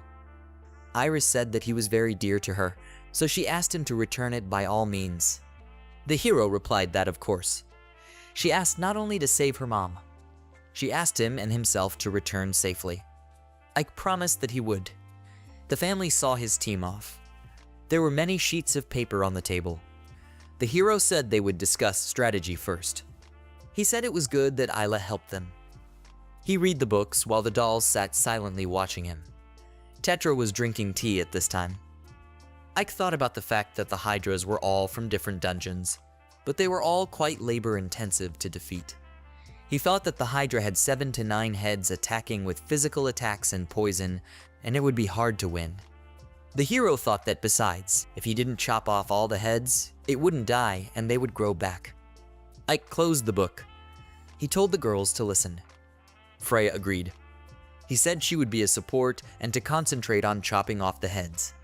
The girl told him to rely on her, that she would definitely be able to. He told Tetra to help, that he would leave the body attacks to her. Tetra replied that she would do what she could. The hero told Lyja that she would get the hardest task. The girl agreed and told him to order whatever he wanted. He said to concentrate on treating the poison from the Hydra and that looking at Lin's condition, just disarming it would be difficult. He told Lisha to be sure to neutralize the poison before it touched them. The girl replied that it sounded difficult, but she could do it, and that all attacks aimed at him would be disarmed. He said how brave she was. Ike told the dolls that there was something else he would ask of them. He said that he wanted Freya to cauterize all the incision sites of the heads. Foxy said that it is difficult multitasking, and if they do it all at the same time, it will be a little difficult. The hero hesitated for a moment. He said he didn't deny it and asked to wait while he rethinks the plan a bit. Elijah shouted that here he was giving that she wasn't talking in that sense. The girl said they just needed an incentive. She asked if she could ask him for something if they could manage it. Ike asked in bewilderment what to ask for. The Ta replied that a reward. The hero asked again. He agreed. The doll giggled. She said cheerfully that he obliged. The other dolls asked what they should. Ike replied that he already understood and for them to think about what they wanted. The puppets cheered. The hero wondered if that was really what they wanted. He suggested to go while they were motivated. He thought about the fact that once upon a time, he was on Noda's team and they challenged this dungeon with a bunch of monsters. He told the girls that the 4th floor boss was pretty difficult. Freya asked who he was. Ike replied that it was a gargoyle. He thought about how it was difficult for a team with exhausted members to inflict fatal wounds on its hard body, that they had backed off several times, and it would be a difficult place to climb to the 6th floor. He thought that fortunately the 3 were advancing full of initiative, so they were not particularly exhausted, but it was impossible to relax. They entered the room. Tetra hit the gargoyle hard. Ike was surprised. A hole was formed in the monster's body. Tetra stood in the middle of the room with her hand raised. The hero looked at her. She said that was it. Ike was shocked. He said that the gargoyle was kind of B rank. He thought Tetra had hit the monster's weak spot that Freya had shown, all in one hit. He thought Tetra was stronger than expected after gaining consciousness. Freya saw that the one was covered in dust and headed over to clean it. The hero said that their teamwork was getting better and thus they were getting stronger. He thought how brave they were. Ike told them that there was almost nothing further to go. He suggested that they go on. Freya and Tetra happily agreed. The 4th floor was passed. A multitude of monsters were walking towards the heroes. Freya attacked with her sword with a shout. She shouted that there were too many of them and they should go elsewhere. Ike replied that he understood. The team ran through the dungeon. Lisha pointed her finger forward and shouted that that was the end of the corridor there. Ike was out of breath. After reaching the end, he said that was fine and they went out into the open. He looked at Tetra and was very surprised. He asked her what she was doing. She picked up a huge log and said to provide this to her. She yelled for everyone to be careful and threw the log forward. It hit right into the passageway. Before the monsters could get in, rocks started falling down. Ike told Tetra that it was a great job. The girl was pleased. In the end, the passage was completely blocked with rocks. The hero said that magic has its limits, so they would avoid fighting if possible. Tetra and Freya agreed. He said that next would be the boss room on the 5th level. Freya asked if he thought the boss was there. Ike thought about the fact that in the dungeon, all the bosses on each floor are revived with a certain time interval, but the deeper the level, the longer it takes to revive. He said that after 10 days, he would probably have already returned. The Minotaur stood in the middle of the room. He stood menacingly with a huge axe in his hands. Freya said that apparently they would have to fight him again. The monster woke up and started yelling loudly, creating wind currents. The Minotaur's eyes poured blood. The hero thought that he and Freya had struggled to deal with the Minotaur that time, but now Tetra and Lysia were also with them. Everyone was ready for the battle to begin. Ike said that was fine, and they would destroy the Minotaur. Freya agreed. Tetra said she was listening. Lysia said okay. The Minotaur kicked off and jumped upward with great speed. He swung his axe in a leap. The hero realized that he was going to mow them all down at once. Freya shouted that she would not allow it and headed into battle with the monster. She almost hit it with her sword, but it was able to dodge. Ike thought about the fact that the monster was able to dodge. He shouted to Lysia. The one replied that she understood. It used Inferno. Its ability headed towards the Minotaur. The hero said that the monster's ability was legs and one should aim for them.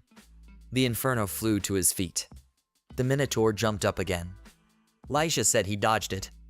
Ike replied that it was no big deal. He asked Tetra if she agreed. She said to give it to her and jumped up to his level. She left a non-floor mark of her soul. Ike thought he knew the Minotaur could still repel Tetra's axe attack. He used a decoy. While the monster was looking at the hero, Tetra flew close enough to him. She punched him in the stomach with her fist from above, and he flew down. Freya screamed that he wouldn't get away from her this time. She ran toward him. The girl attacked him with her sword and screamed that this was it. The Minotaur screamed. A magic crystal appeared. Ike told the girls that it was a good job, that he never doubted them.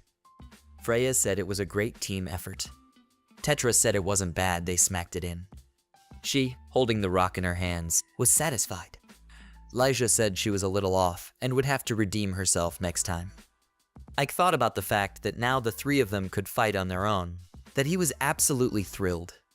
He thought that he couldn't rely on them alone, that he had to find out what he himself could be of use. He looked at his puppets. The hero, clenching his hand into a fist, thought he wanted to evolve too. He suggested going to the 6th level. The team walked through the dungeon. Ike thought that it must have been quite some time since they had climbed to the 6th level. Freya turned to Ike. She said that the opponents were somehow absent, and she also kept getting a strange feeling. It was hard for her to explain. Lyja asked if the feeling was that the quality of magic was different from the previous level. Freya asked if everyone felt it too. The hero looked forward in surprise. They entered a room dotted with crystals. Freya said that it was very beautiful here. Ike replied that it was unbelievable. He thought about the fact that it was a hall full of crystals, that nothing resembling an enemy could be seen right now. He thought that it might be because of the thick fog. Suddenly, an idea came to him. He told Lyja to use purification magic. She replied that she understood and set to work. She used purification. The girl rose upward and her hands glowed. The hero realized that the fog was clearing and what it meant. He shouted that the fog was poisonous. He thought about the fact that there are several types of poisons that the Hydra releases, and this one is considered the most unpleasant of them all. He thought of it as a large-scale poisonous attack in which diluted poison mixes with the air and spreads throughout the atmosphere, and it is a poisonous fog. He shouted that they were already in Hydra territory. Ike yelled for everyone to be on alert and that the fight could start at any moment. Suddenly, he heard something. He realized that they were not just in its territory. Staring into the blackness, he realized that the entire 6th level belonged to her. Suddenly, someone's eyes showed. Freya was shocked. Ike looked up in surprise. A Hydra appeared in front of them, with a bunch of heads. He shouted it came out. He wondered if it was the same Hydra that had defeated Brave Lynn. The Hydra was simply huge compared to the hero. Ike thought about the fact that normally Hydras usually have 7 to 9 necks longer than 10 meters, and it is considered that together with their bodies, they are bigger than a small inn. But this Hydra seemed to have a neck length of more than 30 meters. He realized that it was obviously bigger than its congeners. The hero asked in surprise if she was definitely in a Ranga. Ike yelled for everyone to get to their posts. He shouted to Lyja to keep clearing the field. She replied that she was an expert at it. Freya and Tetra ran into battle. They headed for the Hydra. Its heads were opening their jaws. 2 of the heads went straight for the girls. They failed to hit them. Freya shouted that it was too late and struck with her sword. Several heads aimed at Tetra. She looked up intently. The rocks began to crumble. The girl jumped high up. She swung her fist. The Hydra heads received powerful blows. Ike said that was great. He thought they had a chance. He thought about the fact that the size of this Hydra was noticeably larger than the standard Hydra. It was quite a strong opponent, but they would be able to overpower it. He thought that he had to be careful, because their strength would decrease after the battle, and to prevent it from regenerating, they would cut off its head and cauterize it. He shouted to Tetra to point one head in Freya's direction. The Tau replied that she understood. The girl took the Hydra's head in her hands. Ike shouted to Freya to be careful. Tetra held the Hydra head and said it was time to start. She launched the head toward Tetra. The head yelled loudly. It landed next to Freya, crashing into another head. They yelped in pain. Freya shouted for action now, swinging her sword. She struck several blows, and in doing so she severed 4 of the Hydra's heads. Ike shouted to Lyja. The latter responded. She used Inferno on the severed heads. They cauterized. The hero said that was great. He thought the first 4 are there, and now they had greatly reduced the monster's strength. He thought that they should have an advantage. He didn't realize what the pressure was. One of the heads glared menacingly at them. Hydra towered over Ike. Toph thought that they definitely had the advantage and could not be afraid. He decided that he should finish off the two heads near Tetra first. He shouted to Tetra. One of the heads let out a shriek. It knocked the dolls over. They were confused. The hero didn't realize what those hidden heads were. He covered his ears with his hands. The head opened its mouth and almost reached Freya. Ike shouted to act faster. The girl jumped up, bypassing the flying rocks. Tetra jumped upward, toward the screaming head. Something began to appear at the mouth of one of the heads. It was right next to Freya. Ike didn't realize what it was. He shouted to Freya to run. The girl didn't realize what it was. Some kind of liquid from the mouth of the head flew straight at her. Freya managed to jump up and dodge. The place where the liquid hit began to melt. Ike thought about how this poisonous attack was so dense that even cleansing magic couldn't save. He thought that if they were hit by it, they would definitely end up dead. Freya was frightened. The hero thought that the Hydra was attacking harder and there was no way they could lag behind. He shouted for everyone to gather that they would ambush. He used a decoy. All heads rushed toward him. He saw the onslaughts, the charging, the venomous shots, the fangs, and thought that all this must be avoided. He thought that if they joined forces, they could defeat any, even the strongest enemy. Almost all the heads were cut off. Ike turned to the girls and told them to listen. He said that all they had left was that giant head, that he would tell them what they would do to destroy it. Tetra and Freya agreed. He held out his hands to them and told them that they were counting on them. He shouted for them to charge magical resources. Freya shouted to head forward. The hero thought that this was the final battle. He thought about the fact that everyone, starting with Lyja, was expending a lot of magical energy. Freya and Tetra headed forward. Hydra watched them. Freya shouted to go forward, swinging her sword. Everyone looked at her. She brought the sword up to the Hydra's neck. Her attack did nothing. The girl didn't realize what was happening. The Hydra very quickly turned toward her with its mouth open. The girl started to fall down. Freya fell on the crystals. She screamed in pain. Ike was in shock. He screamed at her. She did not respond. The hero fell to his knees. He could not believe what had happened. Lyja shouted at him to take a break. She said that they, the puppets, could not just die, that they knew his principles, but to save her, they needed to finish off the Hydra quickly. Ike said he would be the bait. He told Lyja to keep using purification magic in Tetra that she was under attack. Tetra replied that she understood. Lyja told the master to rely on her. He smiled. Hydra towered before the heroes and yelled loudly. The girls were ready for battle. Suddenly, something began to emerge from the severed heads. They began to grow. Ike thought about the fact that they were supposed to be burned. He didn't understand why they were regenerating. The heads finally grew. He shouted that this Hydra was special.